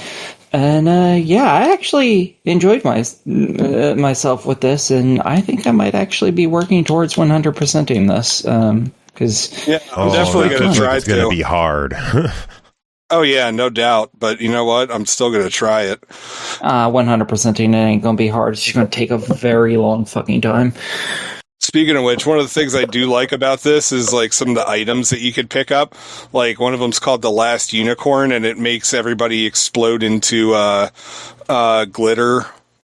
Like instead of blood everywhere, it's just glitter, and you can combine it with any other animal related item. So there's one that's called the Giant Crab, which if you get a shot that is critical on a full, it's like it's like if you get if you do critical damage on an enemy, it's like whatever, like your final shot to destroy them with, it does 2.5 times of damage to like surrounding guys. Oh my god, it's just like how much you could like just like tinker with everything just to like make it so you could fuck everybody's day up so much. I love this. Like, it's so good. All right, and as we stated, it is $15 if you buy it in the next week. It is on sale for $11.99. But 15. Jacob, you liked it. Aki, what was your verdict? I'm totally for it. I think it's a really fun little game. I actually enjoyed myself with it, so yeah. All right. Let's move on to Ambrosia Sky, developed by Soft Rains and Blackbird Interactive, published by Soft Rains and Exothermic, released November 10th on Steam for $14.99, and Act 2 just launched August 6th. You left, now they're dead. Ambrosia Sky is an immersive sim about exploring an asteroid colony devastated by an unknown contamination. Survive and harvest strains of hostile alien fungi, explore treacherous environments, and find meaning and beauty in so much death. Aki and Bri, both you covered this one. Aki, start us off. What is Ambrosia Sky? Okay, so in this, you play as a young woman who has come back to her base station home, and basically what they all did there was they were growing food mixed with fungus. Like, they were breeding earth fruits and veggies and shit into fungus so that it could survive basically anywhere. And this place has succumbed to the fungi, and now you're trying to find people who have who might still hopefully be alive, and as well as finding different seeds and samples of the fungus and stuff to send back to your group, which they're trying to make people immortal. So they're, not batshit insane or anything. And yeah, you do this by going around and getting rid of this fungus and occasionally finding mostly corpses, some of which you can get the genetics from to add to the collective. And yeah, this fungus isn't just standard fungus most of the time. Usually it's like, oh, this fungus has this giant core seed to it, and that gives it some weird power. For instance, one of them, when you get close to the seed, it just fucking explodes, and that can kill you. Or another one causes it reaches out towards things that are powered by electricity, so it can overload them. And if you step near it, it's going to electrocute your ass. Have fun.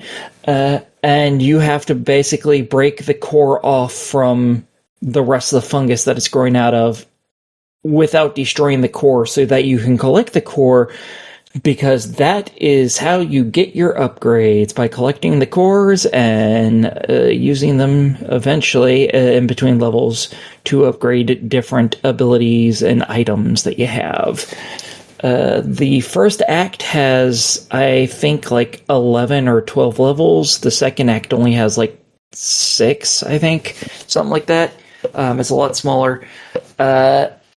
I came across a really bad memory issue where suddenly the game would take 100% of my CPU, even though all of the stats required for this game are literally less than half of what I have. Yeah, so I should have been running this on the best settings and should have been able to run it like 3-4 copies of it at the same time. And no, it took up everything within, a few minutes, which is not what it's supposed to do. The devs do understand that's an issue and are trying actively to fix it. So I did not actually get through Act 2 because of that, because it was getting where I was spending like 2 hours on a level, because every, few seconds I'd have to sit there and wait for 5 seconds for the game to stop hanging suddenly because it decided to take up 100% of my CPU. So yeah, the game is otherwise fairly simple. You're just collecting these items, clearing out all of the fungus in a level, and you can go back and replay levels to get more upgrade points, as well as to clear out 100% of the fungal infection of the place. And then after you actually do that, it actually lists it, which is really nice. So you can see all of the levels turning the right color to tell you that you've done everything in them, and you don't have to touch that level again. You can also reset the level if you want, which makes it pretend like you haven't beaten it, so that you can go in and get more upgrade points, because when you go back into a level, the funguses don't all come back, so you have to reset it so you can go in there so you can get more upgrades if you've done really poorly, like I was doing at the beginning and destroying a lot of the cores instead of saving them, because they can get destroyed from fall damage if gravity is active, so there's that to worry about. Because gravity isn't always active, which is fun. I prefer when it isn't. Bri, thoughts? Yeah, so this game felt like a loot extraction mixed with the gunk. But instead of vacuuming stuff, you're using like a chemical-based power washer to clean fungus out of your way. But the game's like really about spaceship exploration. Sometimes gravity would be off, sometimes not. And it was a really fun element to the game that added some immersion as well. I like the variety of fungus types and the puzzle aspects to sorting things, like exploding things with thrown canisters, or that you had to be careful how you sprayed the electric fungus so you could collect the seed for the upgrades, because, like Aki mentioned, those upgrades really improve the experience to help you get through future missions. I also feel like the mission types helped in the world building. Sometimes you were finding items for the scarabs, sometimes you were finding a body to perform last rites on. See, it's a sci-fi world with cool space music. It's dark and foreboding and full of like machine sound atmosphere. I kind of want the soundtrack now, which is available for $7 on Steam. It's also on Bandcamp. The art reminded me of Dave McKean comic style art, if this were somehow multimedia. The color palette is like greens and orange and yellow and brown, and there's like chalky splashes of color to highlight things. It was visually a pleasure. Because it's not the same old. And this did work well on controller, and I'd love to see this make it to console once it's all done. I say that because reading the Steam page and patches and updates, it sounds like there's still more of this game to come. And I didn't get to Act 2. I got, halfway through Act 1. I also had talked to Aki, and I figured I would wait on Act 2 because I definitely don't have the computer Aki has, and that worried me. Yeah. Yeah, when they added Act 2, something in their coding is what caused it. That's specifically in Act 2, sadly. But Act 1 worked great. So very nice. All right, well, it's a $15 game. What do you two think? I'm 100% for this. This was a fucking amazing game. I absolutely adore this. I'm enjoying the heck out of it, too. It's not a $15 game. It's $25. What? Did the price go up? Maybe. With the inclusion of Act 2, it may have. That is very possible. Yeah, well, there you go. $24.99. There is the official price. Apologies for having the wrong info earlier. That's what happens when you're bad at your job. Yeah. $25 verdicts. I'm still 100% for it. I love this. This is specifically the type of game I very much enjoy. So, yeah, I'm... And that was a good recommendation on your part, because I enjoyed it as well, and I would give this a buy it as well. So, as soon as they fix that leak, that'll be exciting to get to Act 2. Very good. All right, moving on. Arcade Archives 2 Pinball Action, developed and published by HAMSTER Corporation. Released August 12th as an Xbox Play Anywhere game, Switch 2, and PS5 for $9.99. Pinball Action is a pinball game released by Koei Tecmo Games in 1985. Try to clear all the features on all 4 tables, switching between them over the game. Use tricks to shake the tables, control the ball, and seize any chance at a win. Jacob, what is Pinball Action? So first off, it's really exciting that I actually get to do a ball squad for once. You know, thank you. It's nice to be able to hear that while I'm doing this. But yeah, so Pinball Action is a pinball game that is it's actually an arcade game, like an arcade video game. And you have a main table with this woman who is constantly winking at you, depending on what you're doing on the table, and meeting certain requirements will open up other tables that you're able to access. One of them is set up like a poker night kind of thing. Another one is, I believe it's soccer cheerleaders, bowling. Bowling cheerleaders, thank you. No, just two girls bowling, just no cheerleaders. Girls bowling. I got to that. Funnily enough. Okay, so side note. There's the extra tables that you're able to access. That one was the hardest one for me to access, yet it was the easiest one to play. I never saw the Phoenix table. Oh, the Phoenix table happened all the time for me. I never got that one. That and the poker night. It was just like the bowling one. I just could never get. Yeah, because the bowling one, you have to get all the green stuff up at the top and then shoot the ball up into there. And then the Phoenix is the upper right hand corner, I believe. I'm now probably misremembering it. But anyway, the lower right is the Phoenix that goes down by the ball drain.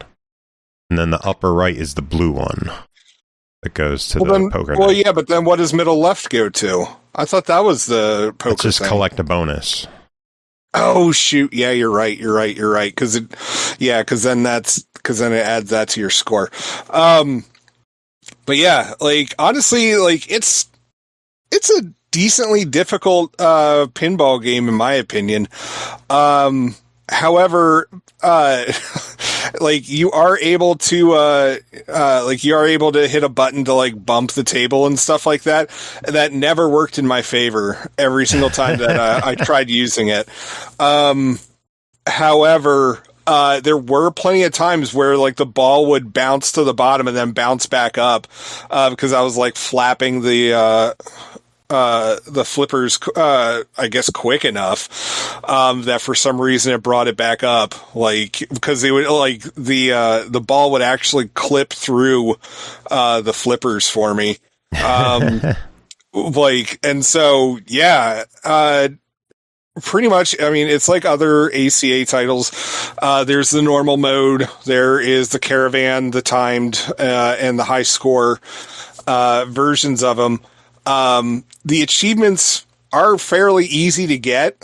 I will say this, however, because of where achievements pop on the Xbox, it is absolute hell trying to like play this game. Yeah, you gotta pause. But you can't pause during like high score mode. True. Which, like, I was really disappointed by because I was trying to do something and then my wife was like, "Oh, can you help me do this?" And, like, I was like, "Oh, yeah, sure, babe." And then I paused. And then, like, I came back to the game and it's like, game over. I'm like, but I paused. So it's just be forewarned, pausing in this game is not actually a pause.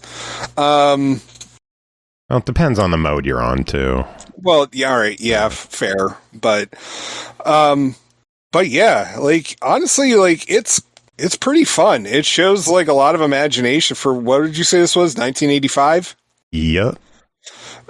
With, you know, a pinball video game. I have played others that were around that time, pretty much based on, like, the Apple IIe computer from when I was a kid. And it's just like, this is way more detailed than any of that kind of stuff could ever hope to do. And, like, the tables are more complicated than those ever were. Like, it's, like, this is pretty darn fun. If you're a pinball enthusiast, definitely check this out. If you're an arcade game enthusiast, check it out. If you like video games, you should check it out. Like, yeah, this is good. If you like achievements, it's a pretty. It's also something to check out. Pretty easy 1K. I can vouch for that. Yeah, one. yeah. $10 official verdict. Absolutely. Alrighty. We were supposed to cover V-Ball this week, but life happened, and we will get that one either next week or next episode, one of the two. So, apologies to HAMSTER. We'll take care of this. We'll get it done. Whipped. I love you. Next up, Sister, Other, Paranoia, developed by HazeDenki, published by HazeDenki and Serenity Forge. Released August 14th on Steam for $9.99. A dark visual novel by acclaimed creator Nyalra? I don't know. Overly sensitive to other people's emotions, the protagonist, a light novel writer, develops the ability to read minds only to be driven even deeper into isolation. His sole remaining comfort is his younger sister, gifted yet lonely. Aki, what is Sister, Other, Paranoia? Okay, so this game is a visual novel. You get some choices throughout the game, but most of your interactions with this game are the boy is thinking about something, and then you click on the various people or items so he can wax poetic about the shit. This game basically is more or less just him talking down about people, because he's a pretentious little bastard who probably needs to have his fucking teeth fed to him, and beyond just him thinking and actively talking down to people, his only real other interactions are him talking with his elementary school grade sister that he's they clearly have feelings beyond what they probably should for each other. So there's that. And yeah, I did not particularly enjoy this game personally. You're expected to play through it multiple times to get through all the various endings, and there's a bunch of them, and not all of them are possible to even be done in your first playthrough, so you can't save scum this just to quickly get through it. As you beat the game, you actually unlock new interactions later on and stuff. So you will have to play through this multiple times. Every playthrough for most of you is going to take probably 6 to 8 hours. For me, it was closer to like a 12-hour game, but I'm a really slow reader. And yeah, this is this guy. He's a university student, and he's a pseudo-intellectual. he's just smart enough to believe he's smarter than everyone, but not smart enough to actually be smarter than anybody. He's pretentious as all hell, and he is also the narrator of everything. So if you really like pretentious bullshit, this is for you. If you don't, if you're not really into that, this probably might be a bit too much for you. It's just your tolerance. I know some people really kind of like the avant-garde pretentious stuff. I'm not one of those. I have a very low tolerance for that kind of stuff. And this game, like, within, like, the first 10 minutes, I was like, why has no one beaten the shit out of this guy yet? That's kind of where my thought process stopped for the entirety of my gameplay for this was, man, someone should have hurt him by now. And yeah, so yeah, there's not a lot to say about this, because obviously I don't want to ruin the story, since that's literally what this is. It's a visual novel. It is a novel. It is 100% story. I will give the creator of this one thing. They do write very well. This is very well written. It's just clearly not for me, is all. So, like, I don't want y'all to think, oh, she didn't like it. It must be written like shit. No, they're very good at writing. You can tell that very clearly. It's just the subject matter didn't click with you, didn't? Yeah, and I struggle. I think most people would probably struggle with getting through this, just because the main character is not a likable character, and for most writing, you kind of need that for the main character, or at least the narrator. Someone that does a lot of the talking. It has to be likable, and this character is specifically made not to be likable, so you're not going to like them. And yeah, there's not much else to say, because it's very simple. You click A to continue through the game. All right, well, let's talk price. What is that? A kinetic visual novel? Those are called. This is closer to a kinetic one than it is an adventure one. All right, yeah, kinetic. That's the one I'm looking for. That's the those one are that just the ones you just entrances. read straight through, right? Yeah, this is basically a kinetic one. You do get some options eventually, but it's mostly just you reading. All right, $10. Thoughts? I think for most people, this is going to be a pass. For people who are really into, like, avant-garde, pretentious stuff, like you have a high tolerance for that, this will probably be down your alley. And if that's the case, I totally suggest you buying it, because reading's fun, and it's, again, very well written. But for most people, this is definitely going to be a pass. Well, it's sitting at mostly positive, so you're the odd one out. Okay, that is fair. Maybe I just have a significantly lower tolerance for pretentious assholes than everyone else on the planet. Like, I had multiple pages worth of him waxing poetic about how Buddhism was a religion on just accepting that life was suffering, and I was like, this didn't need to be written just at all. Like, it's well written, but it didn't need to be written. Like, I had another page and a half, maybe 2 pages of them talking about what a panopticon is, and how current social media is considered the current panopticon. I'm just like, okay, yeah, that, all right, sure. I guess using words like panopticon is, yeah. Yeah. Just It's too many syllables for Aki. Too many syllables for me. Yeah, I know what a panopticon is. I didn't need the game to explain it to me, even. I've played Control.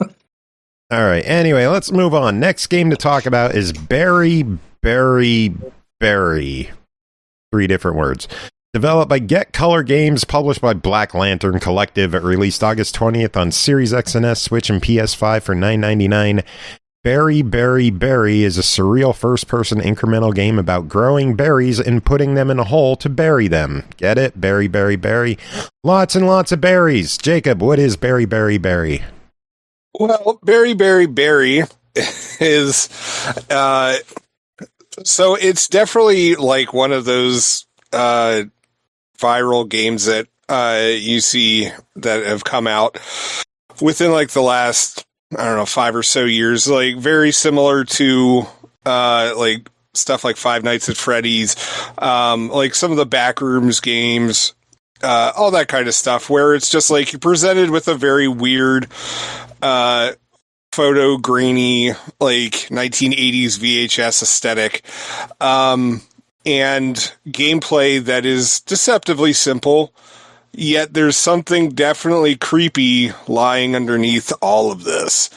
And Berry, Berry, Berry is one of those games. And pretty much you just wake up in this room, which looks like a bright and cheery, like almost kind of like a Super Mario, like 64 kind of like aesthetic. And you have these tubes where berries come out. And you pick up the berry and you put it in a hole and you get money for it. And you keep doing this, but you're only able to do it for so long every single day. Otherwise, and you're just told you need to go to bed, like, at the end of each day. And it took me a little bit to figure out, like, why you need to go to bed at the end of each day. It's because that hole becomes sentient and will start chasing after you. Or maybe it's all hallucination. Who knows? But you don't want to fall down the hole, otherwise you lose all the money that you earned that day. But the money that you earn can be used to upgrade other stuff. Like you can collect berry buddies, who are these like little berries that will automatically spawn berries for you to toss in the hole. They can be upgraded, like, so they provide like different types of berries, like raspberries and kiwis and pumpkins. And doing so with that, like you earn more coins to earn more stuff. And by earning more stuff, you're eventually going to have to buy various items, which will get the underlying story going. Without ruining too much, you could buy a sledgehammer, which the game tells you don't throw at anything. So naturally, you're going to throw it at something, and then you realize, like, holy shit, the walls around me can be destroyed. And so, which brings in some puzzles that you have to figure out. I don't know whether the puzzles would have been easier to do on, like, with keyboard and mouse. There were some of them that I was having an issue with trying to do on the controller. But I don't know if that's just because I'm dumb and I wasn't figuring it out properly. But some of it, like, I did try, like, I had to go online onto the Steam forums and, like, figure out what the hell is the solution to this thing. And yeah, like, there is an underlying story to it. It seems interesting. You get little bits and pieces as you go along because, like, you'll find emails, you'll find audio tapes that you can listen to. And so, like, there is actual lore to this game. But it all depends on how much you actually care about it and how deep down into the hole you're willing to go.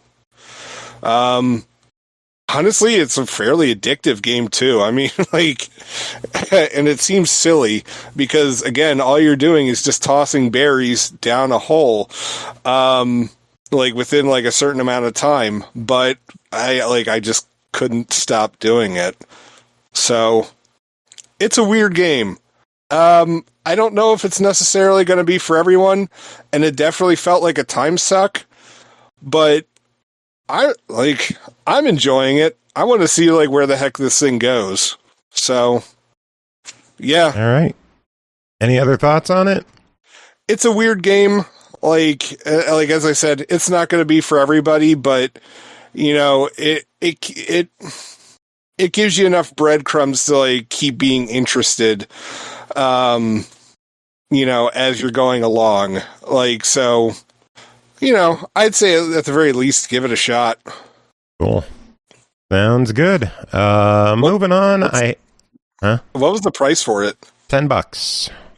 Oh, yeah, for $10 I can recommend it, yeah. Cool. Like, yeah, it's sufficiently creepy. Very good. I have some bad news. You reported earlier about those McDonald's promotions. That's UK and Ireland only. Oh, really? Yeah. Oh, that sucks. Which sucks because they're going to have Fallout cheesy potato rings, and those sounded awesome. Oh, they do sound awesome. Oh, also, other news I just found out about. There's a Golden Axe show coming to Paramount Plus in September. It's an animated show. That could potentially be horrible. Trailer looked fun. You know what else is coming? Komorebi, a furry visual novel. I'm sorry, what? Komorebi, furry visual novel. If I don't know if I've ever heard anything more for Jacob in my life. Is it coming for Xbox? Yes, it is. Request it. I'll review it. I know you will. Oh my god. Oh wow. No, it really is coming for Xbox. Huh. I told you. Do you think I make this up? Sometimes, yeah. Yeah, that's fair. Yeah, all right. Well, I here. guess this is going to be showing up on my achievement list. Great. Eventually. We'll see. We'll see. It's not out for a few more weeks, so we'll see. Next up, Sensory Overload, developed and published by Pancake Studios, released August 20th on Steam for $9.99. A dropper game designed to overwhelm your senses, twisting tunnels, psychedelic patterns, and breathing walls assault your sense of balance as the chaos escalates with every level. Bri, I have a feeling this could be reviewed in about 5 words. Possibly. Sensory Overload. This is not an Aki game. Vomit. There's 5 words. No. This is not an Aki game, was what I wrote in my notes first thing. It has a photosensitivity warning, and it means it. The game is designed to be disorienting, and that's just the name of the game. It's a constant movement or dropper game where you're steering through obstacles, dodging walls, generally aiming to survive the fall through the sequence, often landing in the target at the end. You're in a 3D corridor moving rapidly toward the bottom. There are walls that cover half the tunnel, spinning blades, grids, and more things that you need to move your body, or more aptly, your cursor through. You're playing first person while you try to get to the bottom. There's a bar that shows how far you got or didn't get toward the goal, which can be maddening to get toward the very end, only to crash. There is an achievement for crashing on the last obstacle, which I got pretty early on. Because fuck you, game. Yeah. There are different stages, including a tutorial level, as well as different modes. The levels are named things like Tornado, Digestion, Nausea, and of course, Sensory Overload.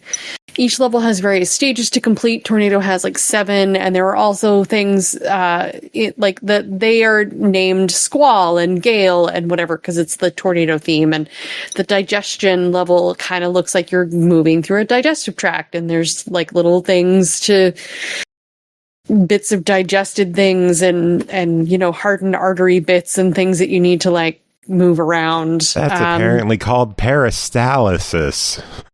Oh, yeah. Or Yeah. Peristalsis. Yeah. The involuntary constriction and relaxation of the muscles of the intestine, creating wave-like movements that push the contents of the canal forward. There you go. I was a little disappointed the controllers were not supported, but this is really a mouse or keys or keys game. You can switch in the settings. I preferred mouse. Controls are pretty basic for the game itself. There's a few keys you can use to do things like restart a segment or pause, but the gameplay is just moving the mouse to avoid obstacles, and you can hold the left mouse to speed up. I don't know why you'd want to do that, and the right one to apply the brakes. Besides the regular levels, there are other ways to play the game. There's a practice mode for you to rehearse sections without having to go through the whole stage. You can enter and exit this with a button press. In ranked, you have an endless mode where obstacles get faster and more challenging until you die. And in Zen mode, there's no level goal pressures with increasing difficulty. Like in ranked, it's just endless. You can break into walls and keep going. You get more points, or you get a points penalty if you break in, a wall or something like that. And some of these designs are really interesting. So besides getting to the goal, you can improve your run scores. You can get less score if you break the whole way, bonuses if you get near misses or go faster. There's an achievement for getting a high score in the top 100 for a level leaderboard. Nailed it. And then when you start your run, you have an attempt counter on the left and a score counter on the right. Mostly I just ignore those things and stay still for the start of a run, because boy, it gets crazy fast. Graphically speaking, you're dealing with bright colors, translucent neons, breathing walls, swirling colors through your tunnel. And it's not as bad as I thought it would be, which is a compliment. Some of the levels were actually very pretty, like Magnetar levels, where you're moving so fast you can't always really enjoy how pretty it is, but some of that is just like part of the game. You get into this zone and it's really pretty. The audio was sadly broken for me. I put in a bug report through the internal reporting tool on the start menu, and I hope they can get it fixed. There were music tracks you could select between like 12 and 15 songs. It all sounded really good for the couple of seconds they worked before a loud, high-pitched squeal would come in and the music would stop. Oh, no. Yeah. It was some good electronica, yeah. I would note that I played this pre-release on a fully loaded potato computer, so aside from the music glitch, this ran great. Hopefully they'll be able to get that sorted, because the music seemed like a good part of the zen of this experience. But yeah. Very good. $10. What do you think of this one? I don't know what I was expecting with this game from the pictures and the descriptions, other than a dropper game, but this was way more enjoyable than I expected. Something I can noodle with in small segments. I don't think I could play this for hours at a time, but this was really fun. And if they can fix that audio, I would actually say buy it. This is something worth trying. Yeah. All right. Sounds good. One last game to talk about tonight, and it's kind of like a Kids Corner one. Kind of. Like big Kids Corner. Well, I mean, it aired on Nickelodeon, so I mean... Yeah. But this isn't like Nick Jr. Well, yeah. Yeah.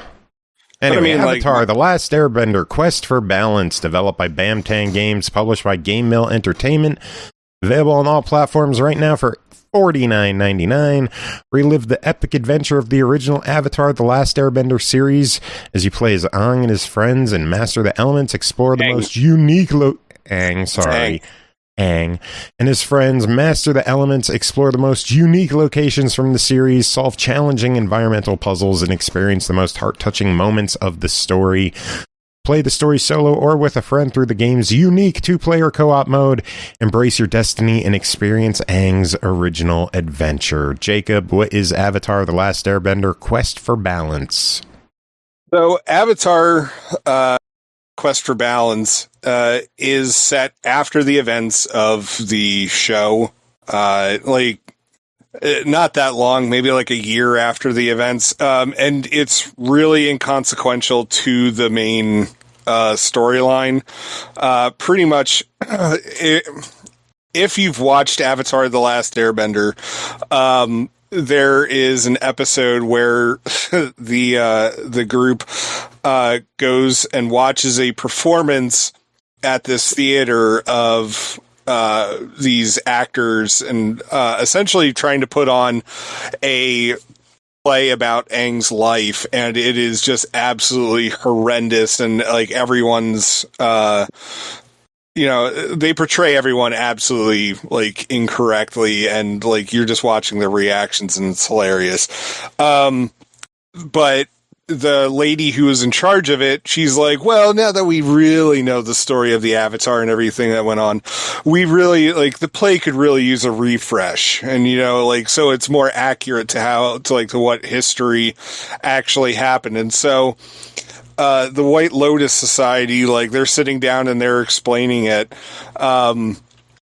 And unfortunately for this game, like, I will say this, the game assets look great. Like, they look fantastic for it. But then all of the cutscenes are done in what looks like, you know, like a comic book style, like kind of flash. And so it's all like, you know, single frame images with bad voice acting behind it. And it's just like, it kind of takes you out of the game of it a bit. But how the game plays out with its storyline is that it's essentially, this is the greatest hits of the Avatar: The Last Airbender series.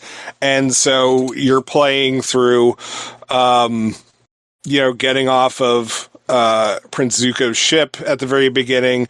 You're trying to meet like one of the water tribe groups and like get their like gain their trust.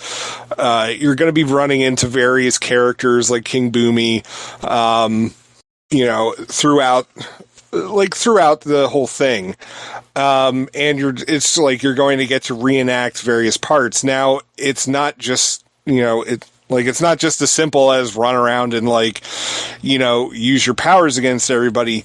And one person in the chat was asking if this is like the Xbox 360 Avatar Burning Earth game, which is notorious because there was 5 achievements in it, and it was essentially like altogether it was like punch your enemies like 1,000 times in a row. Get a combo, I think a 500 hit combo. It's something like that. And it was real easy to cheese, and you could beat you could 1K it in like 5 minutes if you really wanted to. And what stinks about it is that I actually bought the game, like, you know, first off so I could cheese it, but I also was curious about it. And that was actually like a pretty decent game. And like everyone just sleeps on it because there's only like 5 achievements to it. Anyway, this one, there is depth to the game. Like, you have a skill tree that you have to mess with, and like you can improve everyone's powers, you can gain new powers. Sometimes you have to like find scrolls, whether you buy them from merchants, or whether you find them in treasure chests, to gain new moves, or, well, yeah, like, cause that's how you're learning upgraded versions of moves.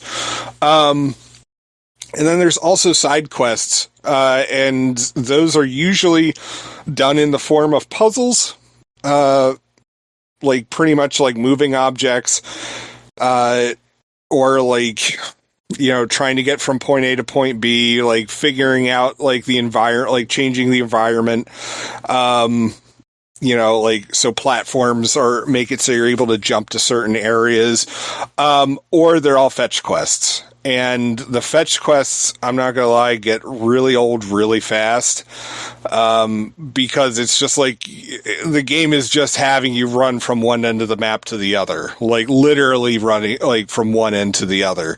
And it's just like, okay, great. The combat is fine. Like, you have moves, where you're trying to, like, you learn how to use the avatar's powers, and eventually you're going to learn the other elements, because you start off with air, but, you know, you're going to be able to learn water, fire, and earth as you go on, and there are bonuses for being able to switch between the elements as you're fighting, which is pretty neat. And also you can also swap between different characters as you need to on the fly. Because obviously certain characters are able to do, you know, certain things. Like, one character has whose name I'm blanking on. He has like a boomerang that he could throw. You know, thank you. And you could use that for puzzles. And yeah, like it's like the combat's okay. Like, I never felt like I was going to lose during it. And if anything, like, the biggest enemy for you in this game is the camera. The camera is regularly a pain in the butt for this, and it can be really difficult when you're trying to do puzzles that involve platforming, because the camera won't move where you need it to be able to see, like, where you're able to jump to or jump off of, which will remove some of your health bar because you fell down a hole. Or you got injured by like fire or water or something like that. And yeah, it's just like, if you can get past, the not so great camera, like the bad voice acting and like the cutscenes, which honestly are just awful. There's honestly like quite a bit to like in this game. And I'm glad that like the devs like didn't just slap, like it's definitely not like something that's slapped together. Because as I said, like the game assets, like they're beautiful, and like the little mini games that they have going on during it.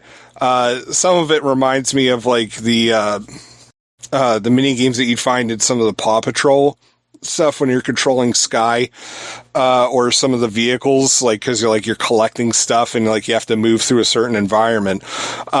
It's kind of like an upgraded version of that. And so there is like a level of difficulty to it, but as long as like you're collecting enough of the coins during each thing, which, I mean, unless you're really messing up, you will do it. It's honestly, it's pretty fun.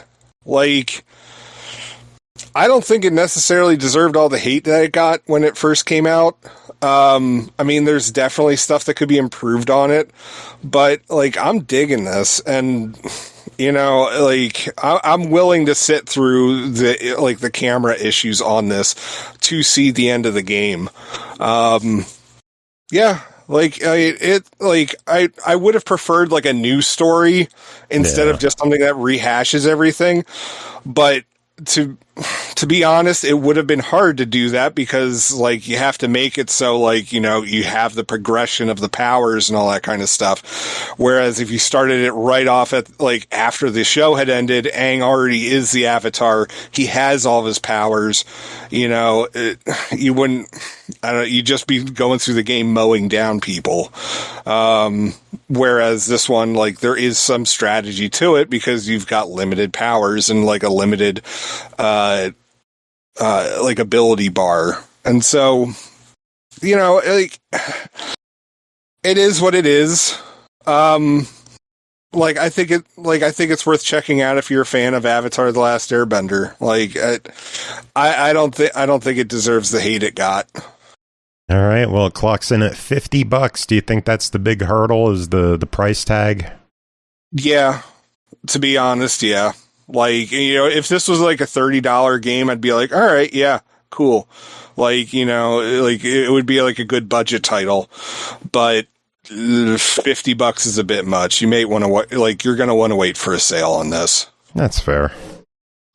All right, and with that, we're done. We made it through. That was a really short one, wasn't it? Yeah, 2.5 hours, really quick. Ooh. But and I was on time, yay. The only thing that matters is, in the end, Jacob's dog did not fuck his shoe. I don't wear shoes, I wear sandals. Didn't we just do a kids' corner?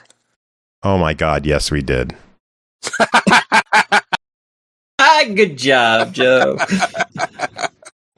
Well, I'm going to edit that. Oh, no, don't. That's hilarious. I have to. No, you don't. No, they'll listen to it. They'll hear that, and they're not going to be happy. So no, he does. Well, technically, it's not an outright title; it's a GameMill title. So yeah, and oh yeah, we do have to mention that this game, Avatar. Oh, hold on. Do you need to like pause so we can mention that, or what? Well, you're making me keep all of it, so what's the point? Oh, all right, cool. Yeah, so this game was given to us by Outright Games through their partnership with GameMill Entertainment, because GameMill doesn't have like a brand ambassador program like Outright does, and so like they just hand over games to them. So yeah, so we got this cool one for this week. So. Yeah, it is a neat partnership. Yeah, this was the first game this summer that we got through GameMill. Next week we have The Walking Dead Destinies. So which will not be a kids' corner game. No, that shouldn't be. I don't even think Avatar should be. That's a big kids thing. I mean, both of my kids have seen the show. Okay, but it's still like it. It's geared towards an older child. It's not geared towards the Nick Jr. crowd. It's geared towards, like, the preteen. Yeah, but my youngest was like 7 when we were watching it, and okay, and that's not Nick Jr. area. Nick Jr.'s like 4. Can I finish? Nope. And like that kid is still into like Paw Patrol, like. So, okay, we're still into Fraggle Rock. Oh, Jesus. Heck yeah. Yeah, they're doing a live show. There's a live show. Actually, I think it's going to be up in NEPA soon. You should go, the Joe. only one I know who says NEPA. We are done with this episode. Does anyone have any final words before we play whatever song I decide to play? Well, now I just want to hear like a punk cover of Fraggle Rock. Ooh, do you have one, Joe? I don't have one, but I could look for one. Oh, Bri, do you have one that you can recommend to Joe? There is one out there. Oh, okay. Carnage knows. Yeah. Carnage knows.